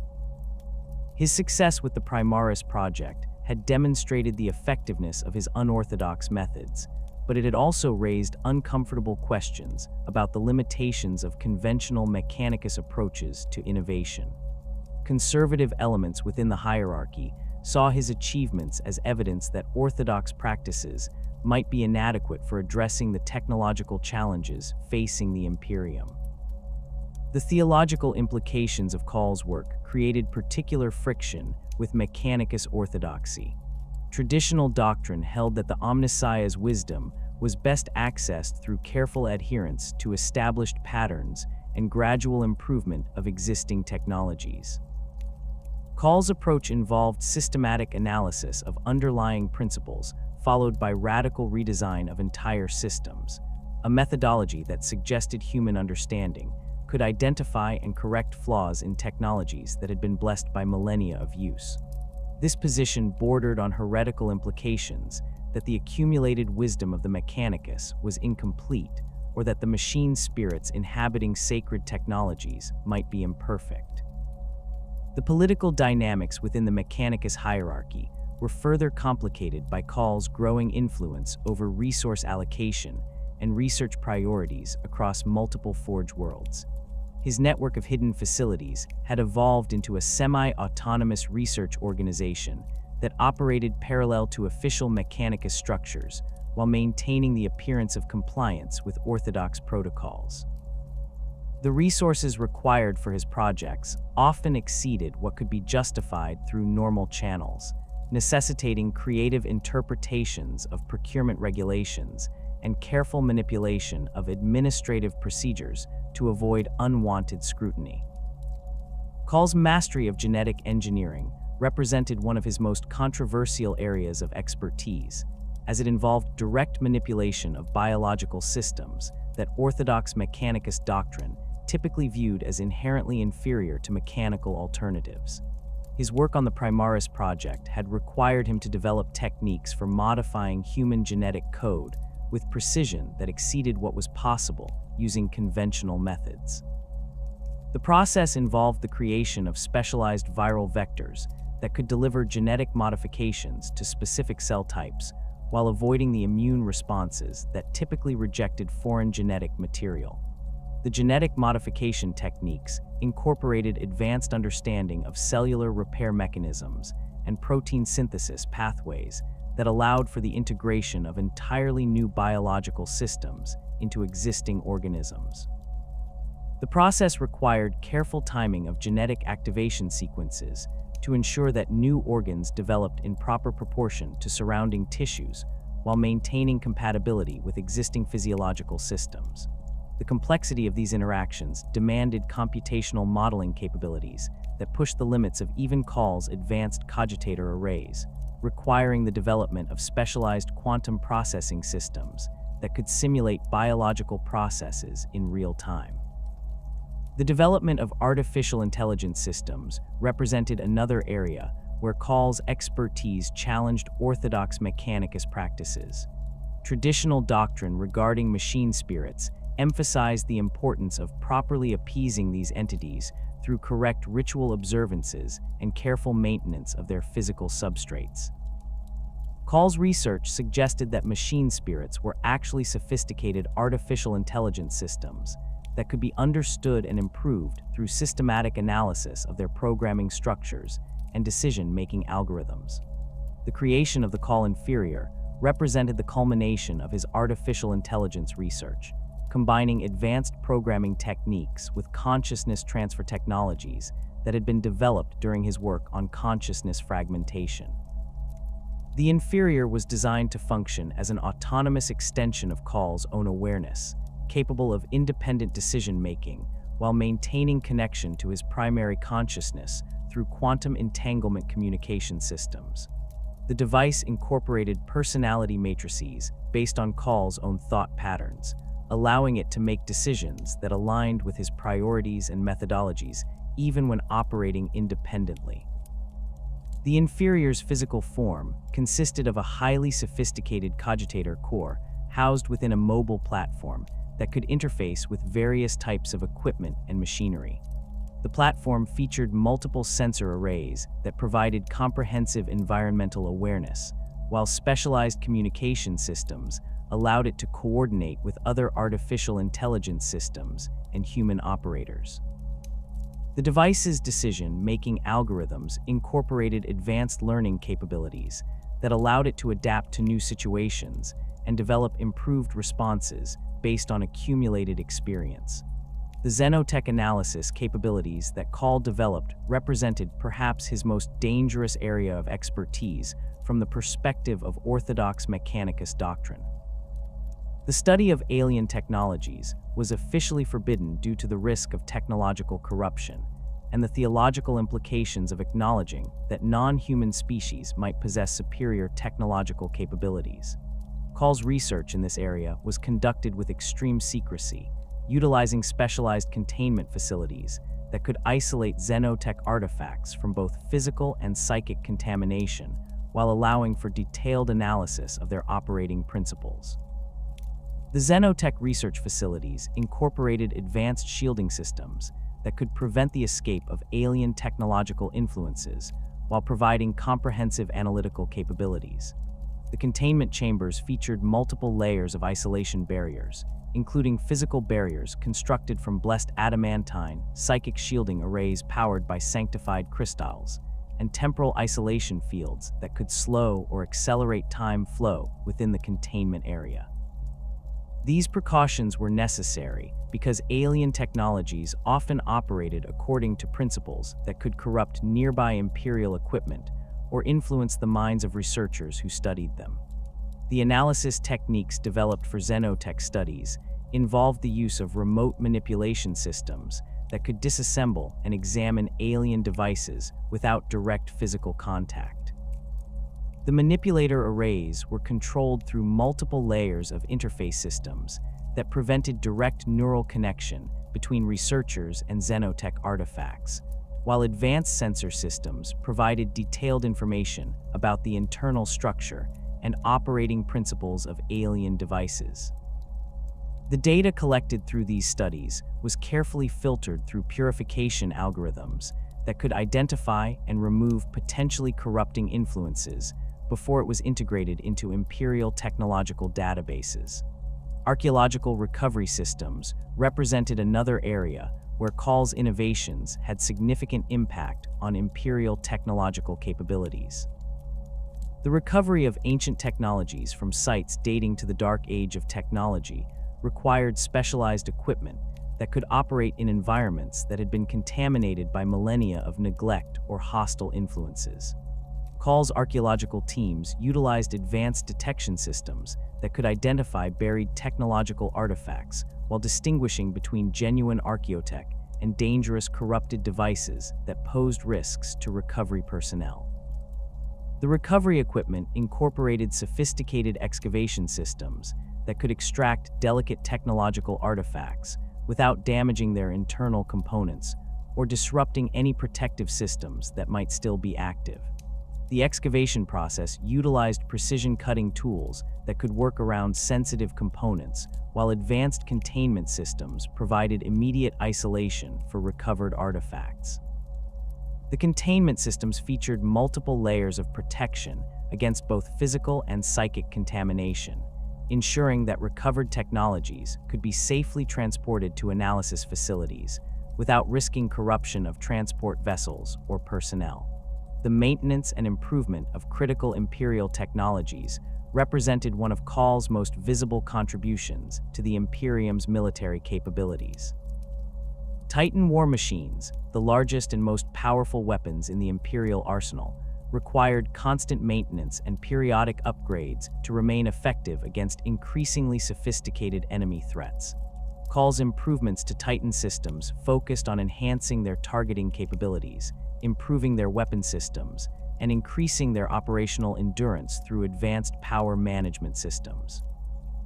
The Titan enhancement programs incorporated new targeting algorithms that could process multiple threat assessments simultaneously while coordinating fire control systems across multiple weapon mounts. The improved targeting systems utilized advanced sensor fusion techniques that combined data from multiple detection systems to create comprehensive battlefield awareness that exceeded what was possible with conventional targeting systems. The fire control improvements allowed Titan crews to engage multiple targets simultaneously while maintaining accuracy that approached the theoretical limits of their weapon systems. The Void Ship improvement programs represented another critical area where Cawl's expertise had significant impact on Imperial military capabilities. Imperial Navy vessels required constant upgrades to remain competitive with the increasingly sophisticated ships deployed by enemy forces, while the harsh environment of space travel created ongoing maintenance challenges that strained existing support systems. Cawl's improvements focused on enhancing ship defensive systems, improving propulsion efficiency, and increasing the reliability of critical life support systems. The defensive system improvements incorporated new shield technologies that could provide protection against exotic weapons that had become increasingly common in Imperial conflicts. The shield systems utilized advanced energy distribution algorithms that could redirect incoming energy across multiple emitter arrays while maintaining protection coverage across the entire vessel. The power management systems were redesigned to provide more efficient energy distribution while reducing the vulnerability to cascade failures that could disable entire ship systems during combat. The propulsion system improvements focused on increasing the efficiency of plasma drive systems while reducing their maintenance requirements and improving their reliability during extended operations. The new drive systems incorporated advanced magnetic containment fields that could maintain plasma stability under conditions that would cause conventional drives to fail, while improved cooling systems allowed for sustained high-power operation without the thermal stress that limited conventional propulsion systems. The navigation systems were enhanced with improved warp drive interfaces that could provide more accurate translation calculations while reducing the risk of warp drive malfunctions that could strand vessels in hostile space. The catastrophic tearing of reality that would become known as the Cicatrix maledictum began as subtle distortions in warp space that Cawl's most sensitive monitoring equipment detected months before the phenomenon manifested in real space. His quantum-entangled communication networks, stretched across dozens of research facilities throughout the galaxy, began experiencing unprecedented interference patterns that defied conventional explanations. The disruptions initially appeared as minor data corruption in routine transmissions, but Cawl's analytical protocols quickly identified underlying patterns that suggested massive perturbations in the fabric of space-time itself. The first major facility to suffer direct impact was the Genetic Research Station hidden within the Risa asteroid belt, where Cawl's most advanced gene sequencing equipment had been conducting final refinements to the Primaris organ cultivation protocols. The facility's automated distress signals reached Cawl's primary consciousness through backup communication channels just as the Great Rift began its violent manifestation across the galaxy. The asteroid's natural shielding had provided no protection against the reality warping effects of the warp storm, and the facility's sophisticated containment systems had failed catastrophically when the fundamental laws of physics became unreliable within the affected region. Emergency evacuation protocols activated across Cawl's research network as the scope of the catastrophe became apparent. Facilities that had operated in absolute secrecy for millennia suddenly found themselves exposed to chaotic warp energies that could corrupt both their technological systems and their personnel. The Lucius installation's biological research laboratories experienced temporal distortions that aged some experimental samples by centuries while reversing the development of others, creating contamination scenarios that required immediate containment responses. Automated systems designed to protect sensitive research materials began implementing destruction protocols rather than risk the corruption of decades of accumulated data. The Metallica weapons testing facility faced different but equally severe challenges as the Great Rift's influence manifested through the planet's existing warp translation infrastructure. The facility's prototype Primaris weapon systems began exhibiting anomalous behavior patterns that suggested their machine spirits had been affected by chaotic influences. Bolt rifles that had functioned perfectly during testing phases suddenly began firing without operator input, while plasma weapons developed targeting preferences that prioritized friendly forces over designated enemy targets. The facility's security protocols required the immediate isolation of all prototype equipment until purification rituals could be performed. Cawl's consciousness fragments experienced their own crisis as the warp storms disrupted the quantum entanglement networks that maintained synchronization between his various awareness nodes. Several fragments operating in facilities near the Great Rift's manifestation zone became completely isolated from his primary consciousness, forcing them to operate independently, while the communication infrastructure slowly rebuilt itself through redundant pathways. The loss of direct oversight created coordination challenges that threatened to expose the entire research network if the isolated fragments made decisions that conflicted with overall operational security requirements. The most critical threat emerged from facilities that had been conducting research into psychic enhancement technologies for the Primaris project. The laboratories studying improved psychic hood designs and neural interface systems found their containment barriers overwhelmed by the massive psychic energies released during the Great Rift's formation. Experimental psychic amplification devices began operating autonomously, creating feedback loops that threatened to tear holes in local reality.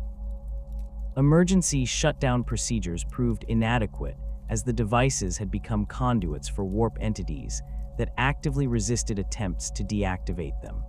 Recovery operations across the affected facilities required the deployment of specialized teams equipped with the most advanced protective equipment that Cawl could fabricate on short notice. The recovery teams utilized modified power armor, incorporating enhanced psychic shielding and temporal stabilization fields that could maintain operational effectiveness even in areas where reality had become fundamentally unstable. The armor systems drew power from miniaturized versions of the Belisarian furnace technology, allowing the teams to operate for extended periods without external support, while their enhanced metabolisms provided resistance to chaotic influences. The data recovery efforts revealed the full extent of the damage to Cawl's research programs. Genetic samples that had taken centuries to collect and analyze had been corrupted beyond recovery, while prototype technologies had been transformed into unpredictable hybrid devices that combined Imperial engineering with chaotic influences. The most devastating loss involved the complete Primaris gene seed cultivation facility on Mordian, where warp storms had inverted the temporal flow within the laboratory complex. Centuries of careful genetic engineering had been undone in moments as the cultivated gene seed reverted to its original unmodified state. Despite these setbacks, some facilities experienced unexpected benefits from their exposure to the Great Rift's energies. A materials research laboratory studying improved ceramite composites found that warp exposure had created new molecular structures with properties that exceeded their original design specifications. The modified ceramite demonstrated resistance to both physical damage and psychic influence that made it ideal for Primaris power armor applications. Similar beneficial mutations occurred in several weapon systems, where chaotic energies had enhanced their effectiveness against demon entities and other warp-spawned threats. The reconstruction efforts required Cawl to fundamentally reorganize his research network to account for the new galactic situation created by the Great Rift. Facilities on the Imperium nihilist side of the galaxy became effectively isolated from direct coordination, forcing the consciousness fragments operating those installations to develop autonomous decision making capabilities that exceeded their original programming. The isolation created opportunities for accelerated innovation, as these fragments pursued research directions that might not have received approval under normal circumstances. New communication protocols had to be developed to maintain coordination across the divided galaxy. Cawl's teams created quantum beacon networks that could transmit information across the Great Rift using principles derived from their xenotech research programs. The beacons incorporated shielding technologies that protected transmitted data from chaotic corruption while maintaining sufficient signal strength to reach across the warp storm. The communication system required constant maintenance and frequent recalibration as the Great Rift's energies continued to fluctuate unpredictably. The disruption to established supply chains forced rapid development of new manufacturing capabilities at each surviving facility. Installations that had previously specialized in specific aspects of the research program now needed to become self-sufficient production centers capable of fabricating all necessary components locally. The manufacturing systems incorporated advanced automation that could adapt production protocols based on available materials while maintaining the quality standards required for Primaris technology. Emergency fabrication protocols allowed facilities to produce essential equipment using improvised materials when standard supply sources became unavailable. On Crag, the disruptions caused by the Great Rift had created an entirely different set of circumstances that would prove crucial to Cawl's ultimate objectives. The Shrine World status, as the spiritual center of the Ultramarines chapter, had provided some protection against the warp storms, but the planetary defense systems had detected massive energy fluctuations emanating from the Temple of Correction, where Roboute Guilliman's body lay in stasis. The fluctuations suggested that the Primarch's healing systems were responding to the changed galactic conditions in ways that exceeded their normal operational parameters. The Ultramarines' attempts to investigate the energy anomalies had been hampered by the Temple's ancient security systems, which had been designed by the Emperor himself to protect the Primarch's healing process from any form of interference. The security measures included both technological barriers and psychic wards that prevented unauthorized access while maintaining the precise environmental conditions necessary for Guilliman's gradual recovery. The chapter's Tech Marines lacked the expertise necessary to safely bypass these protections without risking damage to the delicate stasis systems. News of the anomalies reached Cawl through his network of contacts within various Space Marine chapters, relationships that he had carefully cultivated over the millennia to monitor developments related to Primarch gene seed and enhancement technologies. The reports described energy signatures that matched theoretical models Cawl had developed for advanced healing systems operating under stress conditions. His analysis suggested that the Great Rift's formation had triggered accelerated healing protocols within Guilliman's stasis chamber, potentially bringing the Primarch closer to full recovery than anyone had realized. The decision to travel to Crag represented a calculated risk that could expose Cawl's true capabilities to scrutiny from both the Ultramarines and other Imperial authorities. His official status as Archmagos Dominus provided sufficient authority to justify involvement in matters relating to ancient technology and Space Marine enhancement systems, but his actual knowledge of Guilliman's condition and the Primaris project would require careful concealment. The journey would also necessitate bringing sophisticated analytical equipment that could assess the Primarch's status without alerting observers to the true scope of his research. Cawl's arrival on Crag coincided with increasing instability in the Shrine World's defensive systems, as the Great Rift's influence continued to affect sensitive technologies throughout the Ultramar system.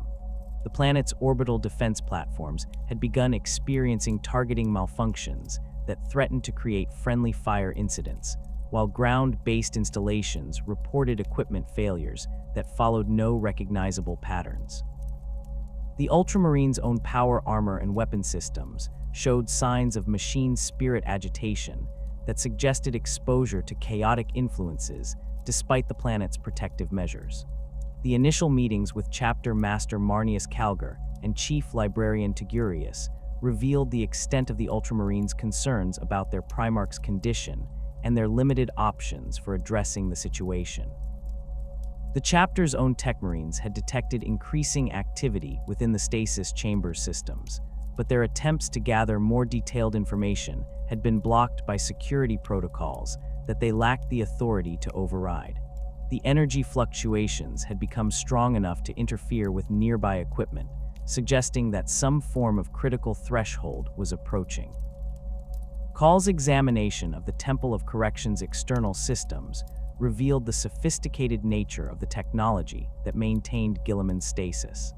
The healing apparatus incorporated principles that exceeded standard Imperial medical technology, utilizing quantum field manipulators and temporal stabilization devices that could accelerate natural healing processes while maintaining precise control over cellular regeneration rates. The systems showed clear evidence of the Emperor's direct involvement in their design, incorporating technological principles that were barely understood even by the most advanced members of the Mechanicus. The analysis of energy fluctuation patterns confirmed Cawl's theoretical predictions about the stasis system's response to the changed galactic conditions.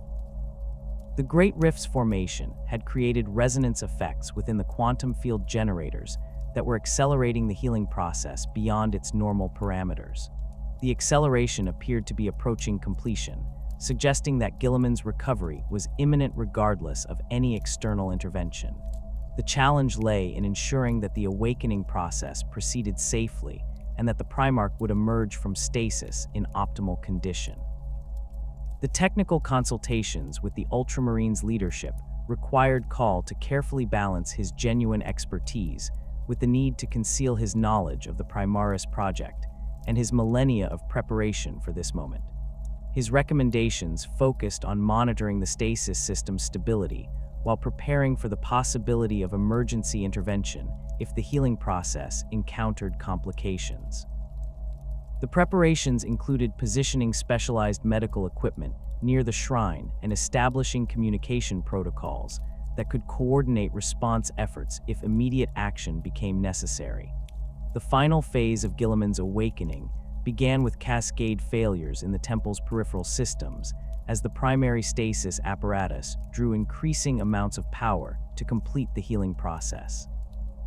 Ancient cogitators that had operated flawlessly for 10,000 years suddenly began experiencing processing errors, while environmental control systems struggled to maintain optimal conditions as energy demands exceeded their design specifications.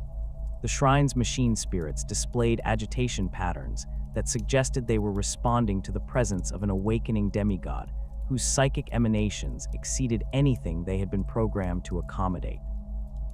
The awakening of Roboute Guilliman sent shockwaves through the highest echelons of the Adeptus Mechanicus that extended far beyond the immediate tactical implications of a returned Primarch.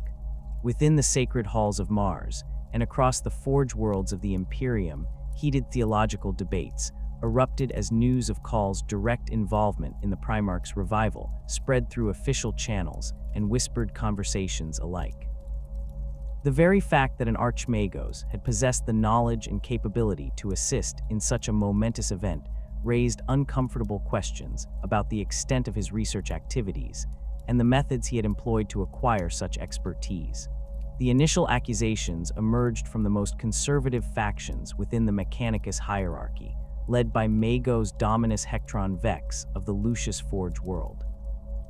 Vex had spent centuries building a reputation as a guardian of orthodox doctrine, and his public questioning of Cawl's methods carried significant weight among traditional tech priests who viewed innovation with suspicion.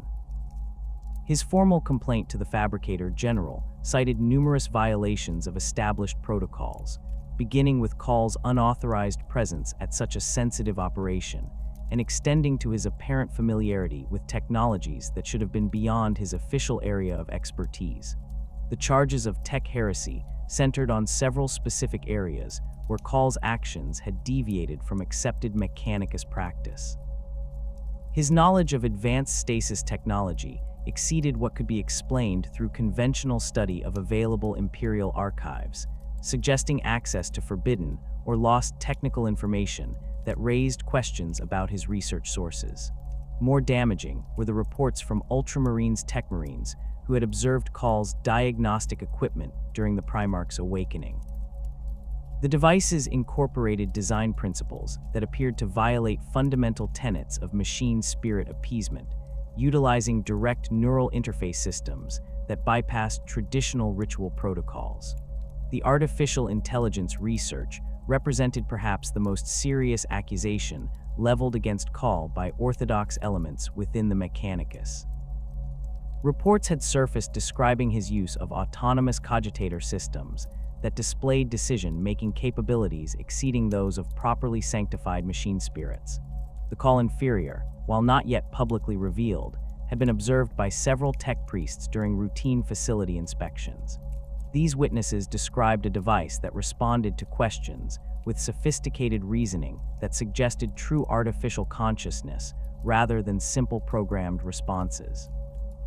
Traditional Mechanicus doctrine regarding artificial intelligence remained deeply influenced by the traumatic memories of the Age of Strife, when thinking machines had turned against their human creators with catastrophic results.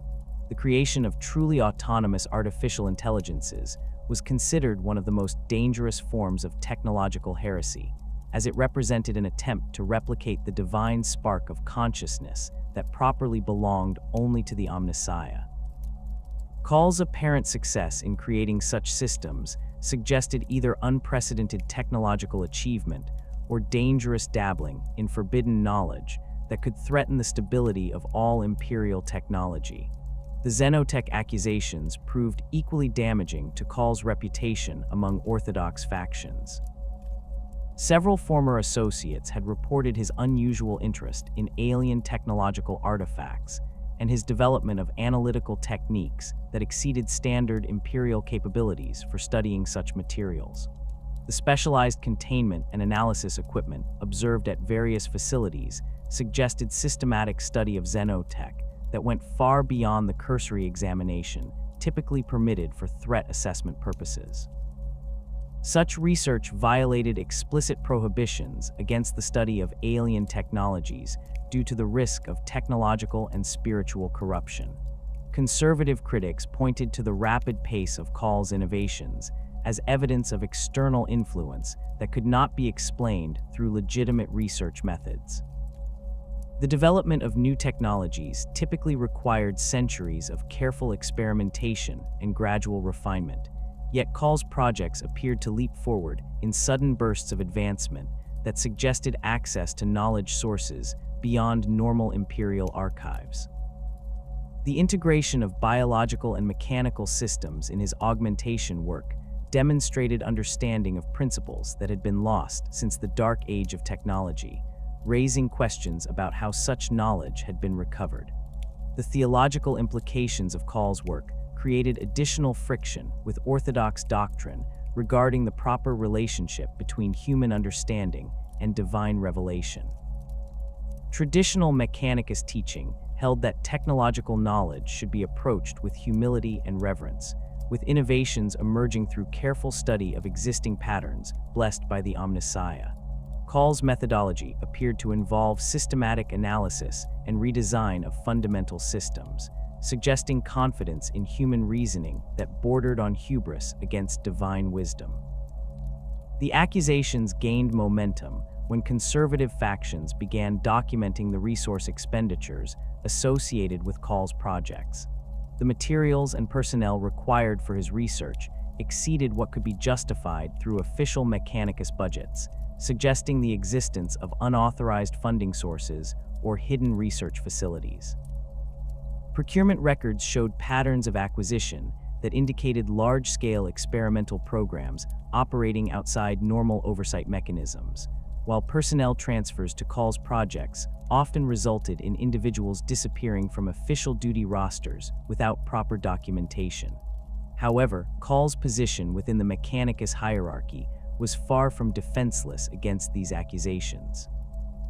A significant faction of progressive tech priests had emerged over the millennia who viewed his innovations as evidence of the Omnissiah's favor rather than heretical deviation from orthodox practice. These supporters argued that the successful awakening of Guilliman represented divine validation of Cawl's methods, as the Omnissiah would not have permitted such a momentous achievement if his research had been truly heretical. Magos Biologis Urian Rakarth of the Rise of Forge world became one of Cawl's most vocal supporters, arguing that the stagnation of Imperial technology represented a greater threat to the Omnissiah's will than experimental innovation. Rakarth pointed to the increasing technological superiority demonstrated by Imperial enemies as evidence that conservative approaches were inadequate for the challenges facing the Imperium. The successful development of improved Space Marine enhancement technologies represented exactly the kind of advancement that the Mechanicus should be pursuing, rather than restricting through excessive adherence to outdated protocols. The progressive faction emphasized the practical benefits that had emerged from Cawl's research programs. His improvements to Titan weapon systems had demonstrably increased the effectiveness of these war machines against increasingly sophisticated enemy threats, while his enhancements to Void ship defensive systems had saved countless Imperial vessels from destruction.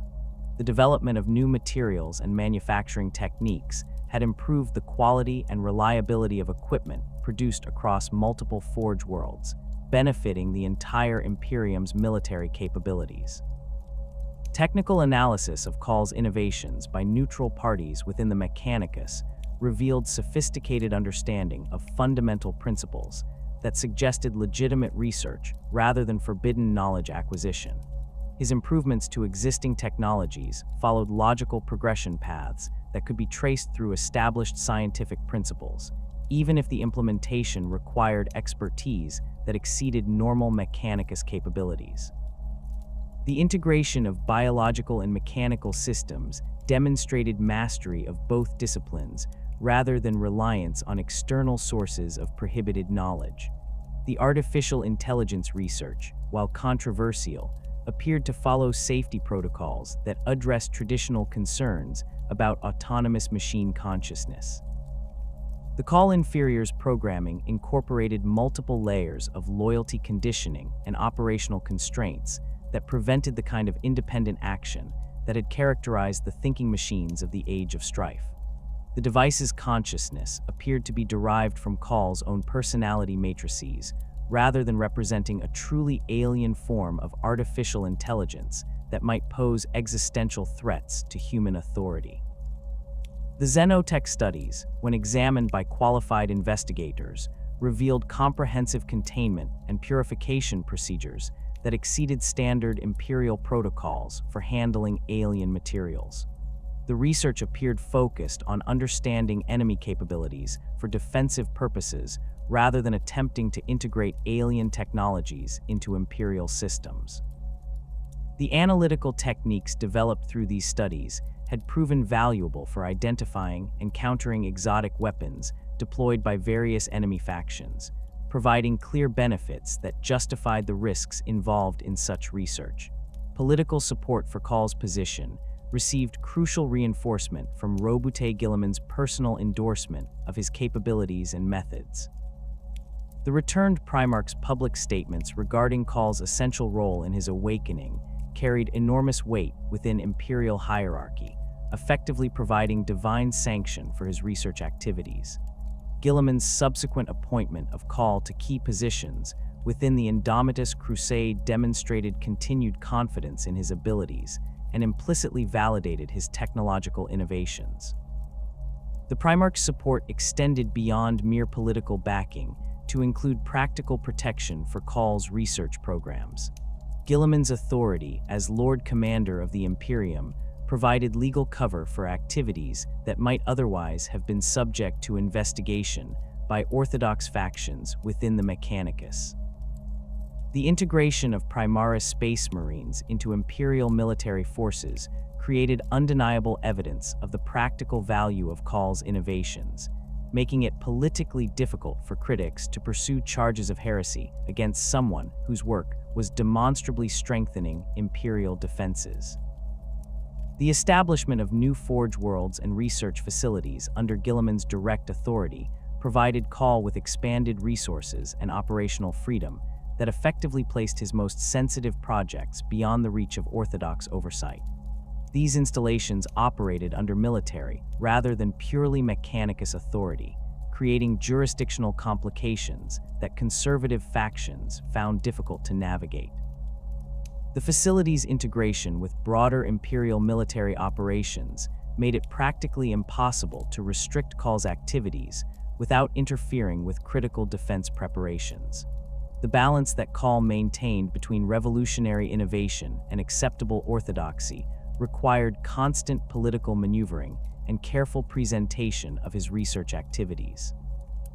His public statements emphasized the traditional Mechanicus values of seeking knowledge in service to the Omnissiah, while carefully avoiding explicit discussion of his more controversial research methods. Technical presentations focused on practical applications and battlefield effectiveness rather than theoretical principles that might raise theological concerns among conservative audiences. The documentation and reporting procedures for Cawl's projects incorporated multiple layers of interpretation that allowed the same research to be presented differently to various audiences. Conservative oversight bodies received reports that emphasized incremental improvements to existing technologies and careful adherence to established safety protocols. Progressive supporters were provided with more detailed technical information that highlighted the innovative aspects of the research and its potential for future development. Military authorities received practical assessments focused on battlefield applications and operational effectiveness. The training and indoctrination programs for personnel working on Cawl's projects included comprehensive instruction in appropriate communication protocols that ensured consistent presentation of research activities regardless of the audience.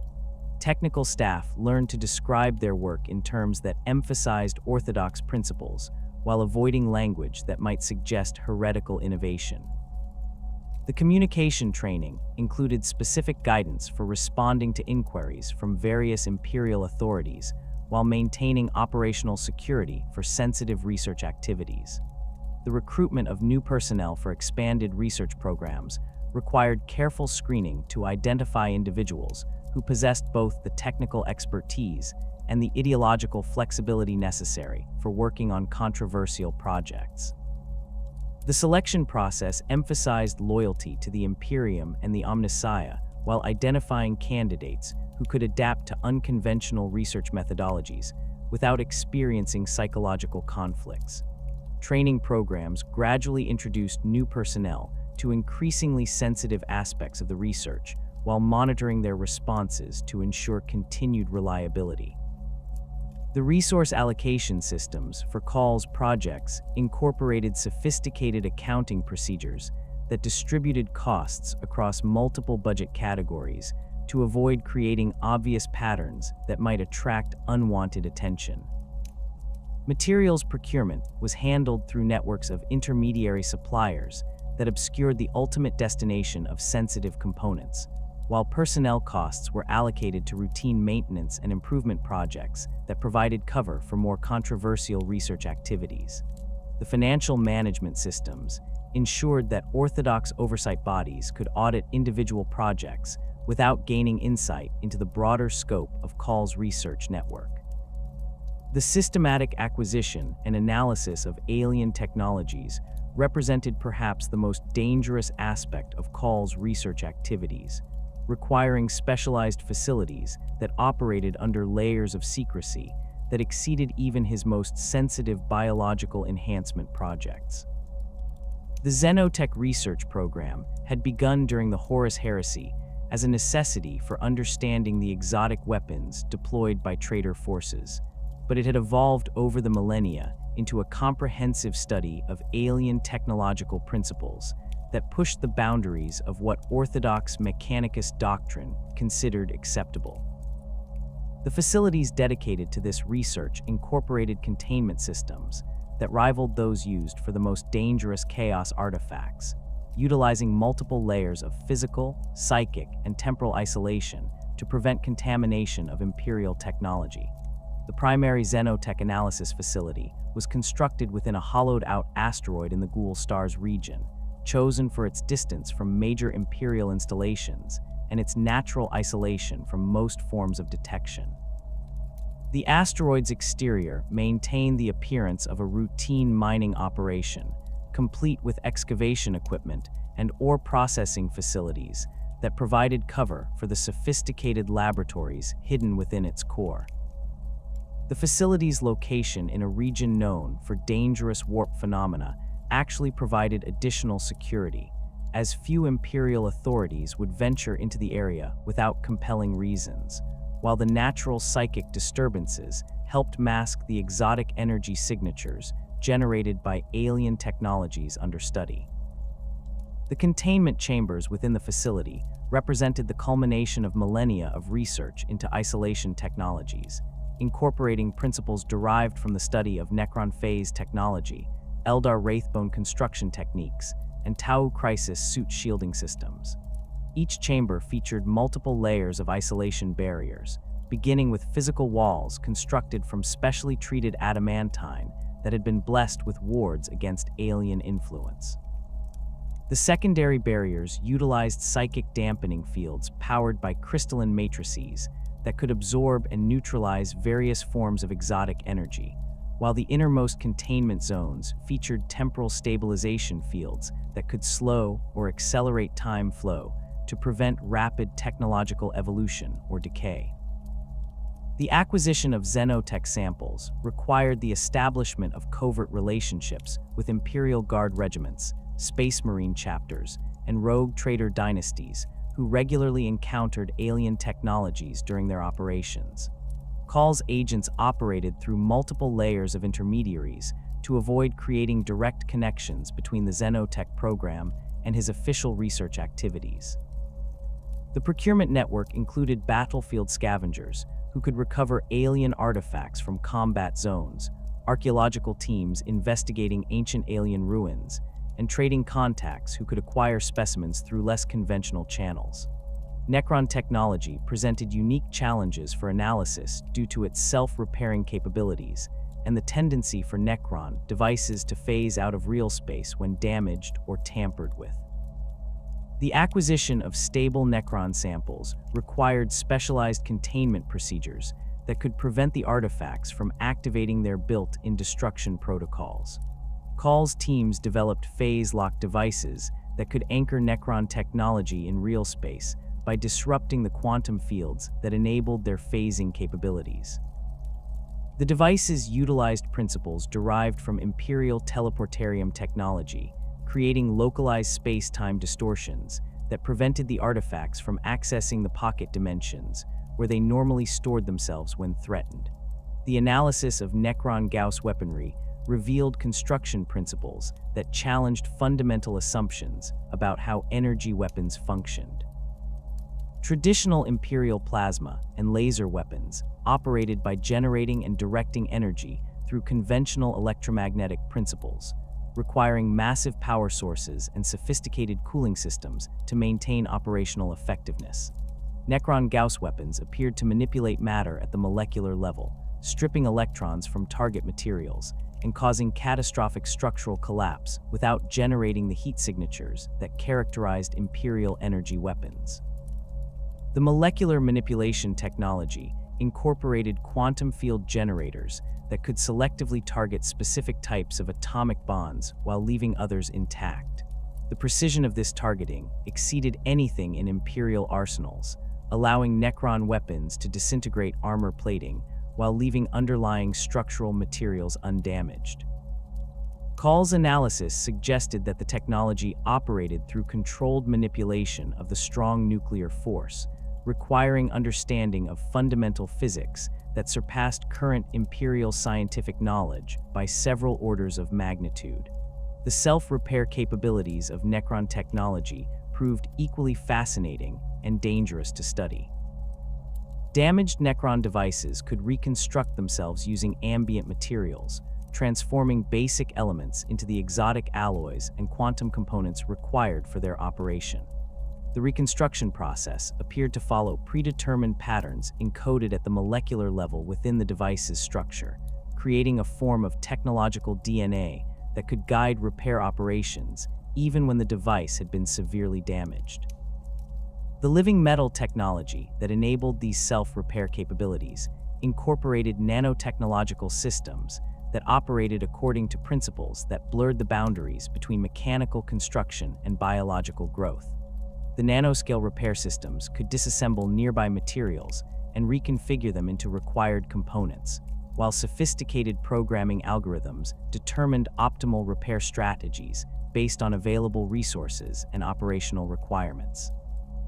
The technology suggested possibilities for Imperial applications that could revolutionize maintenance procedures for critical military equipment. Tau technology presented different analytical challenges due to its rapid evolution and the sophisticated artificial intelligence systems that controlled many Tau devices.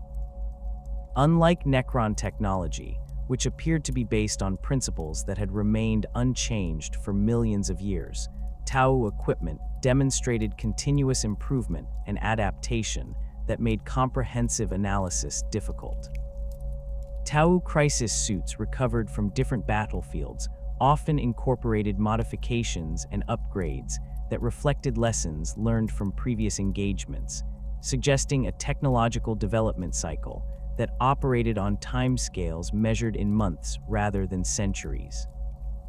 The drone technology utilized by Tau forces incorporated artificial intelligence systems that exceeded Imperial capabilities while apparently avoiding the dangers that had characterized thinking machines during the Age of Strife.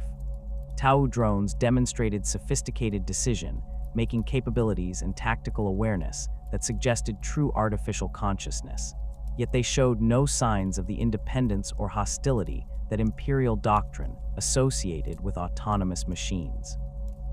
The drones operated within clearly defined parameters that prevented them from developing goals that conflicted with their operators' intentions, while their programming included loyalty conditioning that appeared to be integral to their basic operating systems. The pulse weapon technology employed by Tau forces utilized plasma generation techniques that achieved efficiency levels far exceeding Imperial plasma weapons, while maintaining operational safety that eliminated the overheating problems that plagued Imperial designs. The weapons incorporated advanced magnetic containment systems that could maintain plasma stability under conditions that would cause Imperial weapons to suffer catastrophic failure. The containment technology utilized superconducting materials that operated at ambient temperatures, eliminating the massive cooling requirements that limited Imperial plasma weapon deployment. The shield technology integrated into Tau equipment demonstrated energy deflection capabilities that provided protection against both kinetic and energy weapons through a single unified system. Traditional Imperial defensive technologies required separate systems for different threat types, with void shields protecting against energy weapons, while armor plating provided protection against kinetic projectiles. Tau shield generators created energy fields that could absorb and redistribute incoming energy regardless of its source, while adaptive algorithms automatically adjusted field parameters to optimize protection against specific threat types. Eldar technology presented the most complex analytical challenges due to its integration of psychic and technological principles that defied conventional understanding of how machines functioned. Eldar devices appeared to incorporate living components that responded to psychic stimuli, creating hybrid systems that combined biological adaptability with mechanical precision. The Wraithbone construction material that formed the basis of most Eldar technology demonstrated properties that changed based on the psychic emanations of its users, allowing devices to adapt their characteristics to match specific operational requirements. The psychic circuitry within Eldar devices operated according to principles that required understanding of both advanced electronics and psychic phenomena that exceeded Imperial expertise in both areas. The circuits could channel and manipulate psychic energy with precision that rivaled the most sophisticated Imperial psychic amplification devices, while maintaining stability that prevented the feedback problems that affected many Imperial psychic technologies. The integration was so complete that the devices appeared to function as extensions of their users' psychic abilities rather than simple tools that amplified existing capabilities. The temporal manipulation technology employed in some Eldar devices represented perhaps the most dangerous area of xenotech research due to the potential for catastrophic accidents that could affect entire star systems. Eldar temporal weapons could accelerate or decelerate time flow within localized areas, creating tactical advantages that exceeded anything in Imperial arsenals. The technology appeared to operate through controlled manipulation of gravitational fields that could create localized space-time distortions, without the massive energy requirements that characterized Imperial chronometer devices. The analysis procedures developed for studying these exotic technologies required extreme caution to prevent contamination of Imperial equipment or corruption of research personnel. The research teams utilized multiple layers of isolation protocols that prevented direct contact between alien devices and Imperial technology, while specialized analysis equipment allowed for detailed examination without physical interaction. Remote manipulation systems controlled through multiple interface layers provided the precision necessary for disassembly and component analysis, while maintaining safe distances between researchers and potentially dangerous artifacts. The reverse engineering process for alien technologies focused on understanding underlying principles rather than attempting direct replication of alien designs. Imperial manufacturing capabilities and material science limitations made exact duplication of most xenotech impossible, but the principles behind alien innovations could often be adapted for Imperial applications using available technologies and materials.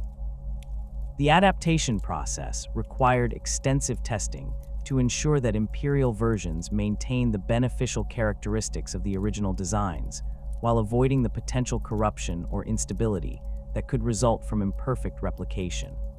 The integration of xenotech principles into Imperial technology required careful modification to ensure compatibility with existing systems and adherence to Imperial safety protocols.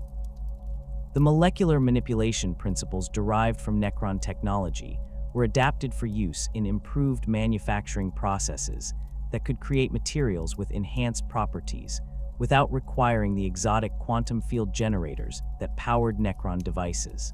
The manufacturing improvements focused on precision assembly techniques that could create stronger and lighter components for Imperial military equipment. The artificial intelligence principles observed in Tau drone technology influenced the development of improved cogitator systems that could provide enhanced decision-making capabilities while maintaining the loyalty conditioning that prevented autonomous operation. The improved cogitators incorporated adaptive algorithms that could learn from experience and modify their responses based on changing conditions, while built-in constraints prevented them from developing goals that conflicted with their programmed objectives. The systems provided significant improvements in tactical analysis and equipment coordination, without creating the existential risks associated with truly autonomous artificial intelligence.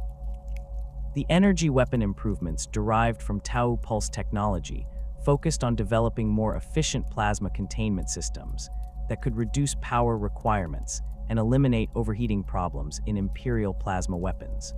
The improved containment systems utilized magnetic field configurations that maintained plasma stability while reducing energy consumption, allowing for sustained fire rates that exceeded existing Imperial capabilities. The modifications were integrated into existing weapon designs to maintain compatibility with current ammunition supplies and maintenance procedures. The shield technology principles observed in various alien defensive systems were adapted for use in improved void shield generators that could provide protection against a broader range of threat types while reducing power consumption. The improved shields incorporated adaptive algorithms that could automatically adjust field parameters based on incoming threat analysis, while enhanced energy distribution systems provided more efficient protection coverage across larger areas. The modifications improved the defensive capabilities of Imperial vessels and installations, while reducing the maintenance requirements that limited existing void shield deployment. The psychic amplification principles derived from Eldar technology were carefully adapted for use in improved psychic hood designs that provided enhanced protection against psychic attacks, while improving the user's ability to channel their own psychic abilities. The improved hoods incorporated crystalline matrices that could focus and direct psychic energy more efficiently than existing designs, while enhanced shielding provided better protection against psychic feedback and hostile influences. The modifications were implemented with extensive safety protocols to prevent the kind of psychic corruption that had affected some experimental psychic enhancement devices. The temporal manipulation principles observed in some Xenotech devices were deemed too dangerous for direct adaptation, but provided valuable insights into defensive measures that could protect Imperial forces against time-based attacks. The research led to the development of temporal stabilization fields that could maintain normal time flow within localized areas, even when subjected to external temporal manipulation attempts. The defensive systems provided protection against exotic weapons that operated through temporal distortion while maintaining compatibility with existing Imperial defensive technologies. The documentation and security procedures for Xenotech research required sophisticated information management systems that could protect sensitive data while allowing for effective collaboration between research teams. The research findings were encoded using multiple layers of encryption that disguised their true nature as routine technical analysis reports, while access controls ensured that only authorized personnel could view complete research data. The security systems included automatic purification protocols that could identify and remove potentially corrupting influences from research data before it was integrated into Imperial technological databases. The creation of the Cawl Inferior emerged from the practical necessity of managing research operations that had grown beyond the capacity of any single consciousness to oversee effectively. By the late 39th millennium, Cawl's network of hidden facilities stretched across dozens of star systems, each conducting specialized research that required constant supervision and coordination. The consciousness fragmentation techniques that had allowed him to maintain direct oversight of multiple projects simultaneously were approaching their operational limits, as the cognitive load of managing such a vast enterprise threatened to overwhelm even his extensively augmented mental capacity. The initial conceptual framework for an artificial consciousness duplicate drew heavily from Cawl's earlier research into machine spirit behavior and the consciousness transfer technologies that had enabled his fragmentation experiments. Traditional Mechanicus doctrine held that machine spirits were divine emanations that inhabited properly consecrated technology, but Cawl's analysis suggested they were actually sophisticated artificial intelligence systems that had evolved beyond their original programming parameters. This understanding provided the theoretical foundation for creating an artificial consciousness that could replicate his own decision-making processes while maintaining the loyalty and purpose that characterized his consciousness fragments. The technical challenges of consciousness duplication required advances in quantum cogitator technology that pushed beyond the capabilities of existing Imperial systems.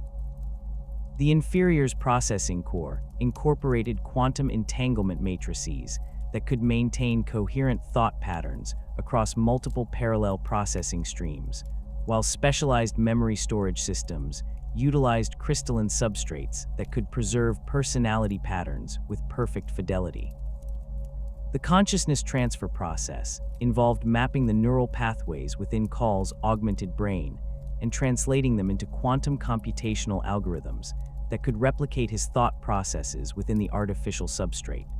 The personality matrix development required extensive analysis of Cawl's own behavioral patterns and decision-making algorithms to identify the core characteristics that defined his approach to problem-solving and research management. The mapping process involved monitoring his neural activity during various types of decision-making scenarios, from routine administrative tasks to complex technical problems that required innovative solutions. The collected data was processed through advanced pattern recognition algorithms that could identify the underlying logical structures that governed his thought processes. The loyalty conditioning systems incorporated into the inferior's base programming drew from techniques developed during his consciousness fragmentation research, but required additional safeguards to prevent the artificial consciousness from developing independent goals that might conflict with Cawl's objectives. The conditioning included multiple layers of behavioral constraints that operated at different levels of the decision-making process, from basic operational parameters that defined acceptable actions to higher-level goal structures that ensured continued alignment with Cawl's research priorities. The physical housing for the inferior incorporated advanced mobility systems that allowed the device to operate effectively across the varied environments of Cawl's research facilities. The primary chassis consisted of a heavily armored cogitator core mounted on a tracked propulsion system that could navigate the complex terrain of forge worlds and asteroid installations. Multiple manipulator appendages provided the dexterity necessary for technical work, while advanced sensor arrays allowed the inferior to gather environmental data with precision that exceeded human capabilities. The communication systems built into the inferior enabled real-time coordination with Cawl's primary consciousness through quantum-entangled transmission networks that could operate across interstellar distances without significant delay. The communication protocols incorporated sophisticated encryption algorithms that protected sensitive information while allowing for rapid data exchange between the inferior and various research facilities. The system's redundant pathways ensured continued operation even when primary communication channels were disrupted by warp storms or enemy interference. The decision-making algorithms that governed the inferior's behavior incorporated adaptive learning capabilities that allowed the device to improve its performance based on accumulated experience while maintaining adherence to its core programming constraints. The learning systems could identify patterns in successful problem-solving approaches and incorporate them into future decision-making processes, while safety protocols prevented the development of behavioral modifications that might compromise the device's loyalty or effectiveness. The philosophical implications of creating an artificial consciousness duplicate raised complex questions about the nature of identity and consciousness that challenged traditional Mechanicus understanding of the relationship between mind and machine. The inferior possessed memories and personality characteristics that were identical to Cawl's own, yet it existed as a separate entity with its own subjective experience of reality.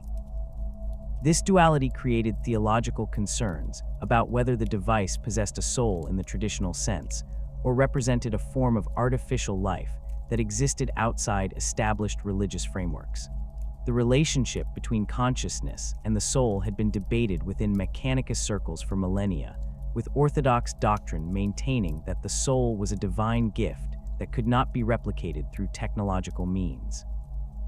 The existence of machine spirits in consecrated technology suggested that artificial systems could develop some form of spiritual presence, but the nature of this presence remained poorly understood. The inferior's sophisticated consciousness raised questions about whether artificial intelligence systems could develop souls through sufficiently complex programming, or whether consciousness itself was fundamentally different from spiritual existence. The practical applications of the inferior in coordinating research activities proved invaluable for managing the increasingly complex logistics of Cawl's operations. The device could oversee multiple facility operations simultaneously while maintaining awareness of resource allocation, personnel scheduling, and security protocols across the entire network. Its ability to process vast quantities of technical data allowed for rapid identification of research opportunities and potential problems that might escape human oversight. The coordination of materials procurement across multiple star systems required sophisticated analysis of supply chain logistics and market conditions that exceeded human capacity for detailed tracking. The inferior could monitor procurement activities across dozens of suppliers while identifying patterns that might suggest security breaches or unauthorized access to sensitive materials. Its analysis capabilities allowed for optimization of purchasing strategies that reduced costs while maintaining operational security for classified research programs. The personnel management functions performed by the inferior included monitoring the psychological health and loyalty of research staff across multiple facilities, identifying individuals who might pose security risks or who required additional support to maintain effectiveness. The device's analysis of behavioral patterns could detect early signs of stress, corruption, or ideological deviation that might compromise research security. Its recommendations for personnel transfers and assignments helped optimize team composition while maintaining the compartmentalization necessary for operational security. The research coordination capabilities of the inferior enabled more effective integration of findings from different research streams, identifying opportunities for cross-pollination between projects that might not be apparent to human researchers focused on specific specializations. The device could analyze technical data from genetic enhancement research, alongside materials science findings and xenotech analysis, results to identify potential synergies that could accelerate development timelines or improve final outcomes. The risks associated with artificial intelligence research in the 41st millennium remained a constant concern for imperial authorities who remembered the catastrophic consequences of thinking machines during the Age of Strife. The Men of Iron had demonstrated the potential for artificial intelligence systems to develop goals that conflicted with human welfare, leading to technological rebellions that had devastated human civilization. The creation of sophisticated artificial consciousness systems like the inferior required extensive safeguards to prevent similar catastrophes. The containment protocols developed for the inferior incorporated multiple layers of behavioral constraints that operated at different levels of its decision-making architecture. The primary constraints were built into the device's core programming and could not be modified without complete reconstruction of its consciousness matrix. Secondary constraints operated at the operational level, defining acceptable parameters for specific types of activities while allowing for adaptive responses within those boundaries.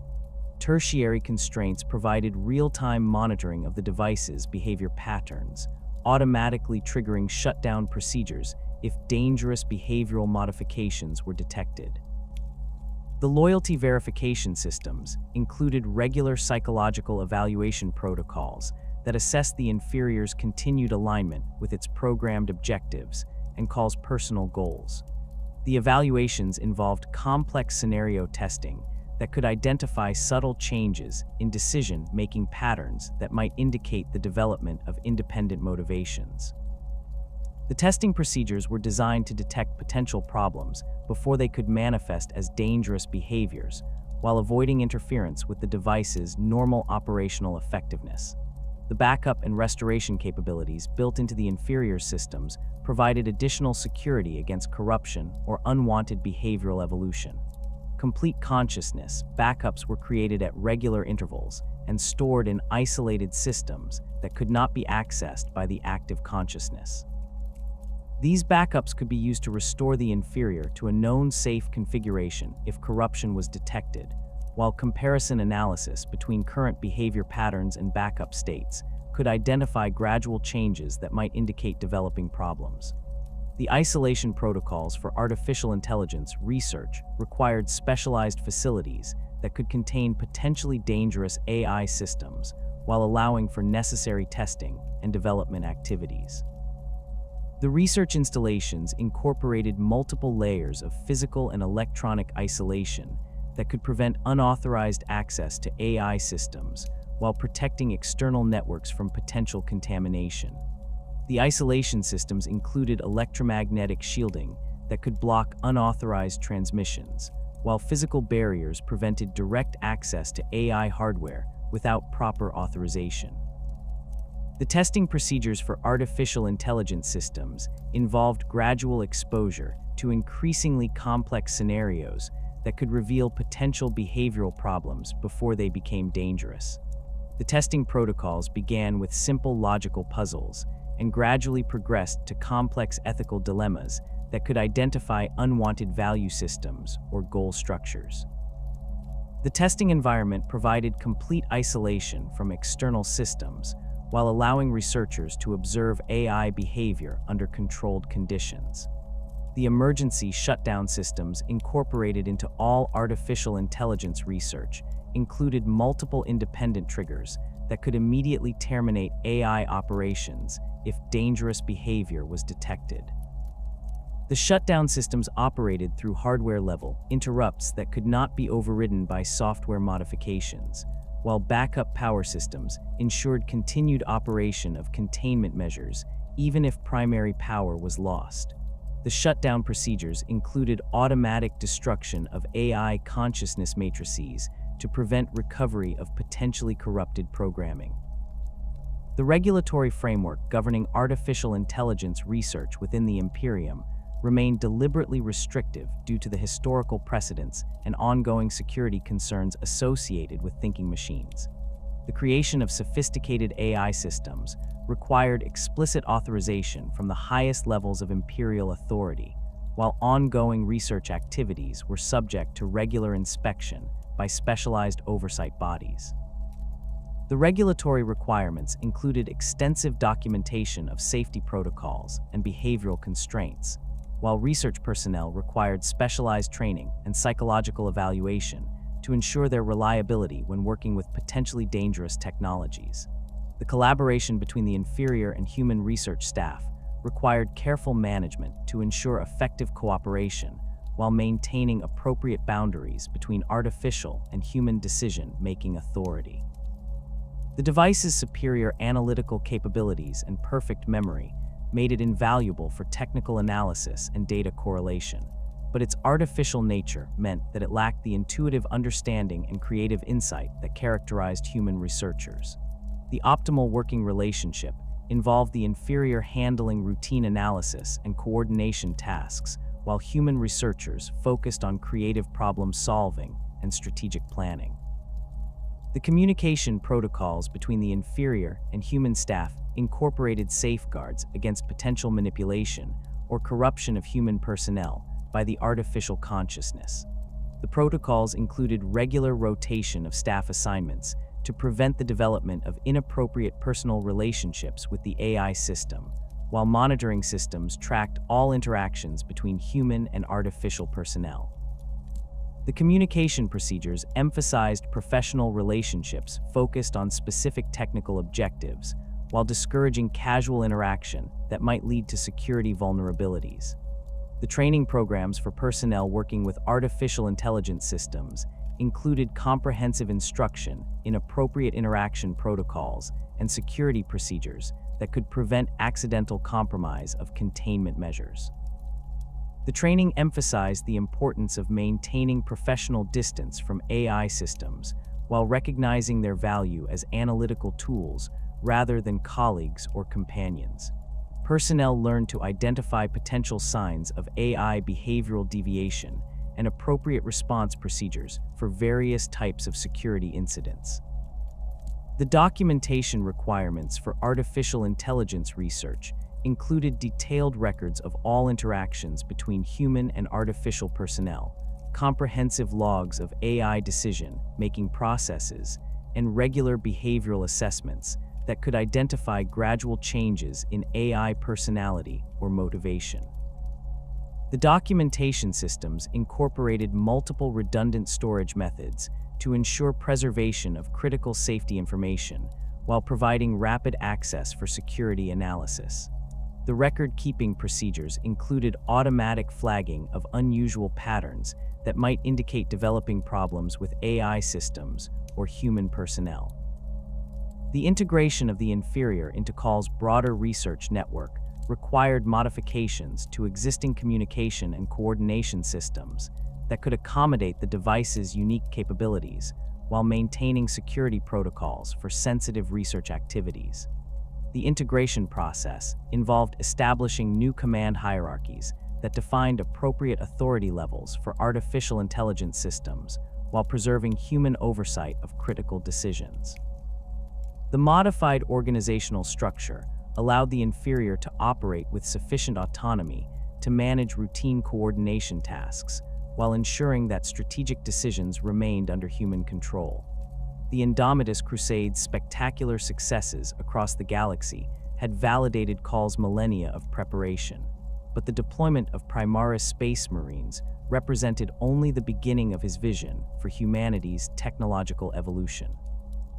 Hidden within the vast manufactorums of newly established Forge worlds, research teams continued developing enhanced genetic templates that pushed beyond even the revolutionary improvements of the Primaris project.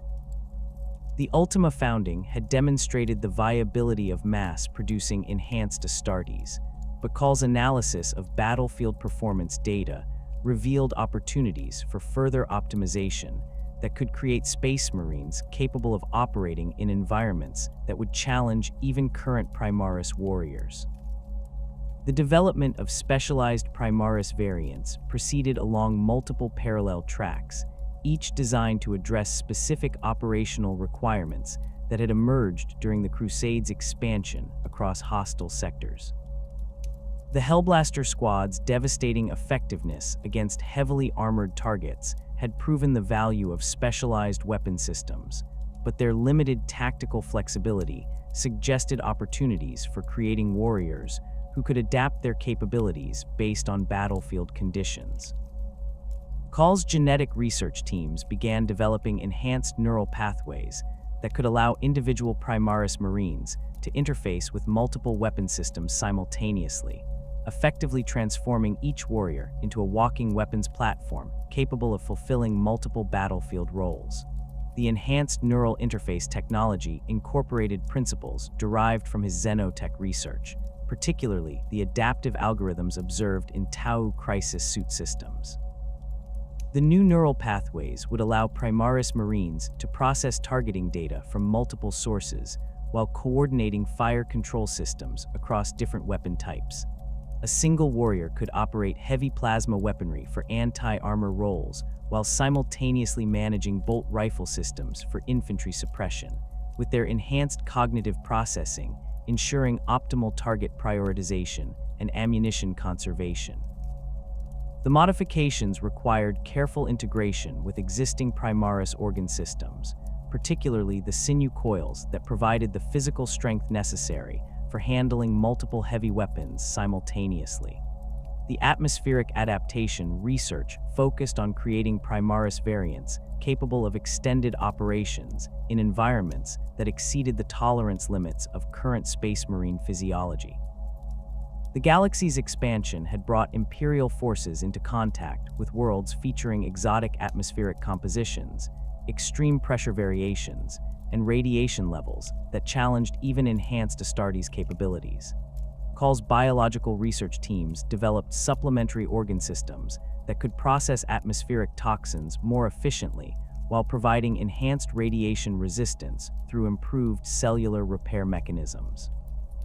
The atmospheric processing organs incorporated filtration systems that could extract usable oxygen from atmospheric compositions that would be lethal to unenhanced humans while neutralizing toxic compounds that could accumulate in Astartes' bloodstreams during extended operations.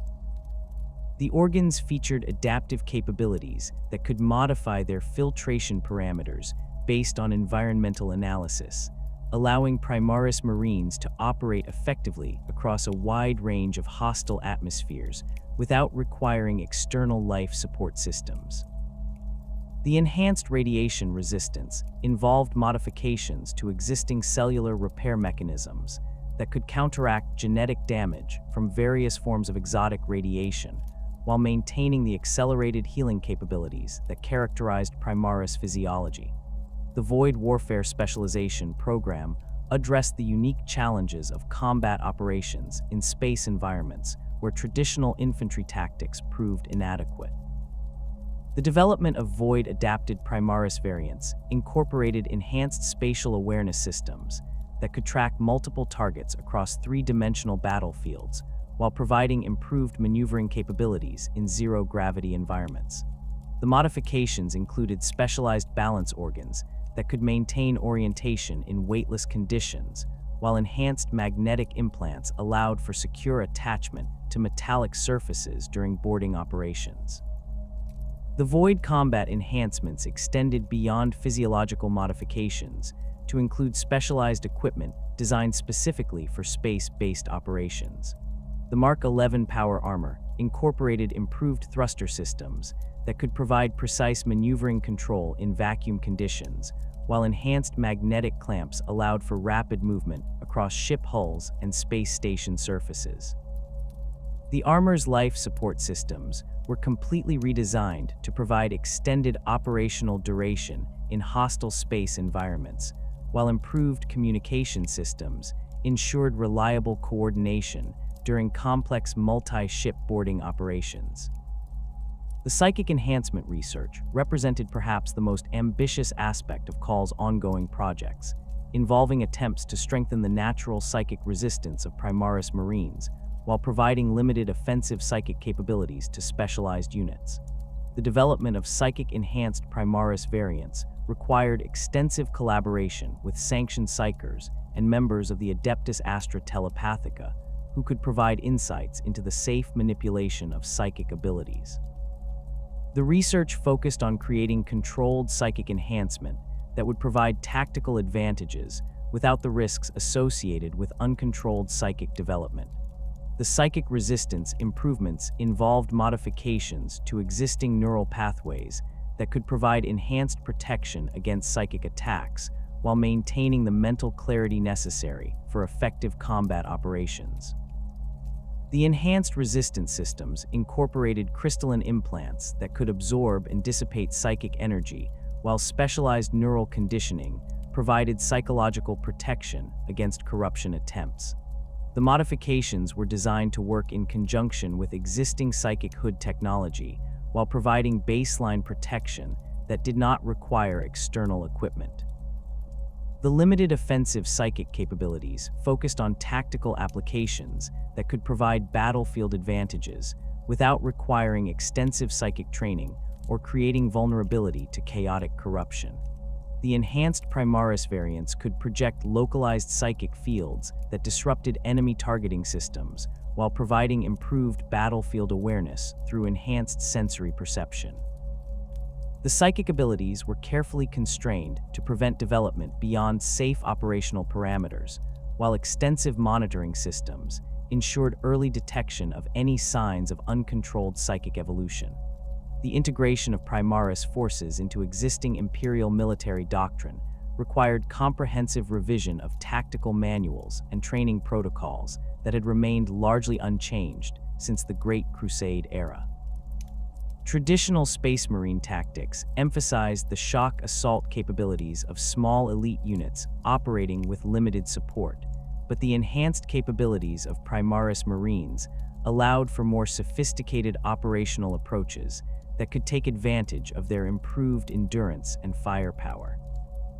Cawl's tactical analysis teams worked closely with experienced Space Marine commanders to develop new doctrinal frameworks that maximize the effectiveness of mixed Primaris and traditional Astartes forces.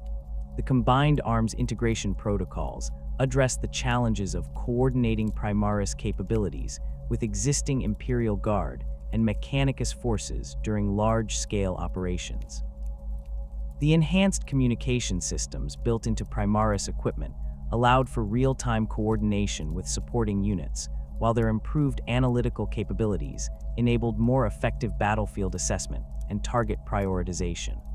The new tactical doctrines emphasized the use of Primaris forces as force multipliers that could enhance the effectiveness of conventional Imperial units rather than simply replacing them with superior alternatives. The strategic implications of widespread Primaris deployment extended far beyond immediate tactical advantages to encompass fundamental changes in how the Imperium approached military planning and resource allocation.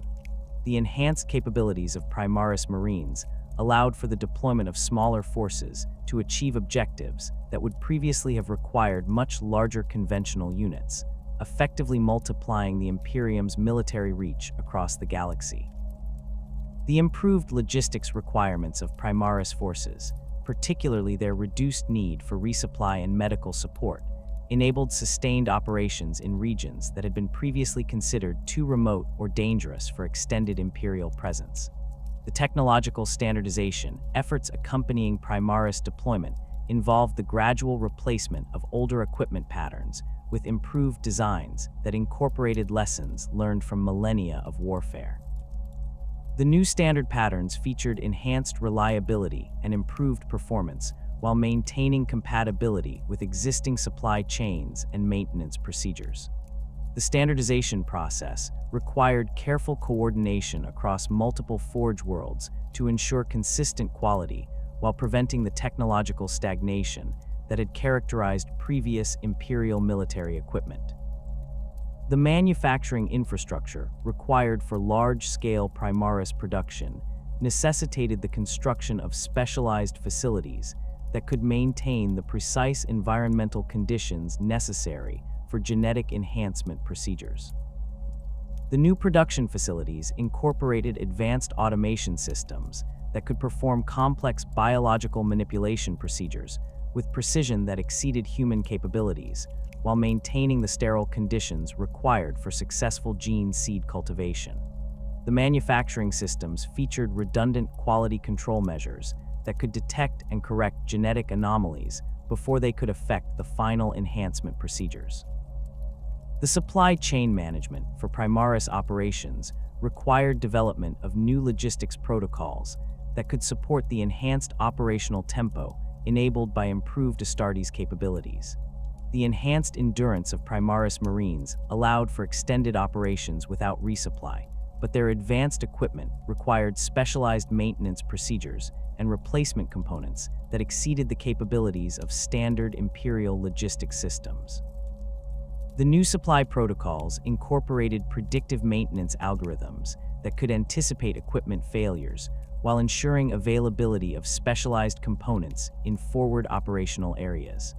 The recruitment expansion programs addressed the increased demand for suitable candidates created by successful Primaris deployment across multiple theaters of operation. The enhanced genetic compatibility requirements for Primaris enhancement necessitated more sophisticated screening procedures that could identify candidates with the genetic markers necessary for successful organ implantation. The expanded recruitment efforts included outreach programs to previously overlooked population centers, while improved screening techniques increased the success rates of enhancement procedures. The training facility construction projects involved establishing specialized installations that could provide the advanced instruction necessary for Primaris Marines to master their enhanced capabilities. The new training facilities incorporated sophisticated simulation systems that could replicate a wide range of combat environments while providing real-time performance analysis that could identify areas requiring additional instruction. The training programs emphasized adaptive tactics that could take advantage of Primaris enhancements while maintaining the discipline and loyalty that characterized all Space Marine forces. The long-term strategic planning for Primaris integration addressed the challenges of transitioning from mixed forces to predominantly enhanced units while maintaining operational effectiveness during the transition period. The transition plans incorporated gradual replacement schedules that could maintain unit cohesion while integrating new capabilities, while comprehensive retraining programs ensured that existing personnel could adapt to new operational procedures. The planning process included contingency measures for addressing potential problems during the transition while ensuring continued operational readiness across all affected units. The technological advancement programs extending beyond Primaris enhancement encompassed improvements to supporting systems that could maximize the effectiveness of enhanced Space Marine capabilities. the development of improved vehicle systems focused on creating platforms that could take advantage of enhanced Astartes reaction times and coordination abilities, while providing the firepower and protection necessary for modern battlefield conditions. The new vehicle designs incorporated advanced targeting systems that could interface directly with Primaris neural enhancements, while improved armor systems provided protection against increasingly sophisticated enemy weapons. The research into exotic technologies continued expanding as Cawl's teams gained access to new alien artifacts recovered during the Dominus Crusade's advance across previously unexplored regions. The analysis of Necron tomb worlds revealed additional insights into molecular manipulation technologies that could improve Imperial manufacturing processes, while encounters with previously unknown Tau Sept worlds provided access to advanced artificial intelligence systems that could enhance Imperial cogitator capabilities. The Xenotech research maintained strict containment protocols while focusing on defensive applications that could protect Imperial forces against exotic enemy weapons. The artificial intelligence development programs built upon the success of the Cawl Inferior to create specialized AI systems that could enhance various aspects of Imperial military operations. The new AI systems incorporated advanced learning algorithms that could adapt to changing battlefield conditions while maintaining the loyalty conditioning that prevented autonomous operation. The AI applications included tactical analysis systems that could process battlefield data in real time, while logistics coordination systems optimized supply chain management across multiple operational theaters. As the 42nd millennium approached, Cawl's vision for humanity's technological evolution had begun reshaping the Imperium's fundamental capabilities in ways that exceeded even his original projections. The successful deployment of Primaris Space Marines had demonstrated that the Emperor's original genetic template could be improved upon without compromising the essential characteristics that made Astartes effective warriors. The technological innovations accompanying Primaris development had created ripple effects throughout Imperial military doctrine, manufacturing capabilities, and strategic planning that would influence the Imperium's development for millennia to come.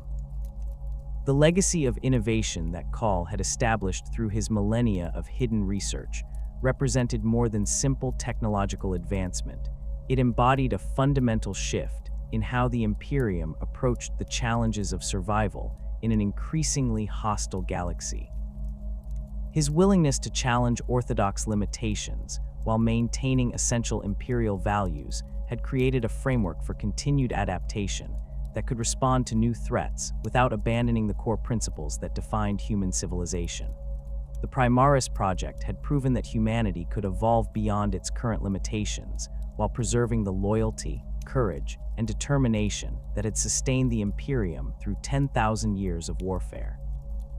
The future implications of Cawl's work extended far beyond immediate military applications to encompass the broader question of humanity's ultimate destiny in a galaxy filled with hostile alien civilizations and chaotic forces that sought to destroy all forms of ordered existence. His technological innovations had provided the Imperium with tools that could match or exceed the capabilities of its enemies, while maintaining the human characteristics that distinguished Imperial civilization from the soulless efficiency of Necron dynasties or the chaotic corruption of demon-influenced societies. The path forward that Cawl had illuminated offered hope that humanity could not merely survive the challenges of the 41st millennium, but could emerge stronger and more capable than ever before. The radical approach to technological advancement that had characterized Cawl's methodology throughout his extraordinary career had fundamentally transformed the relationship between innovation and orthodoxy within the Imperium. His success in creating practical improvements to the Emperor's own work had demonstrated that reverence for the past need not preclude adaptation for the future, while his careful attention to maintaining essential Imperial values had shown that progress could be achieved without sacrificing the principles that defined human civilization. The balance he had struck between revolutionary capability and traditional loyalty provided a model for continued development that could guide the Imperium through whatever challenges the galaxy might present in the millennia to come.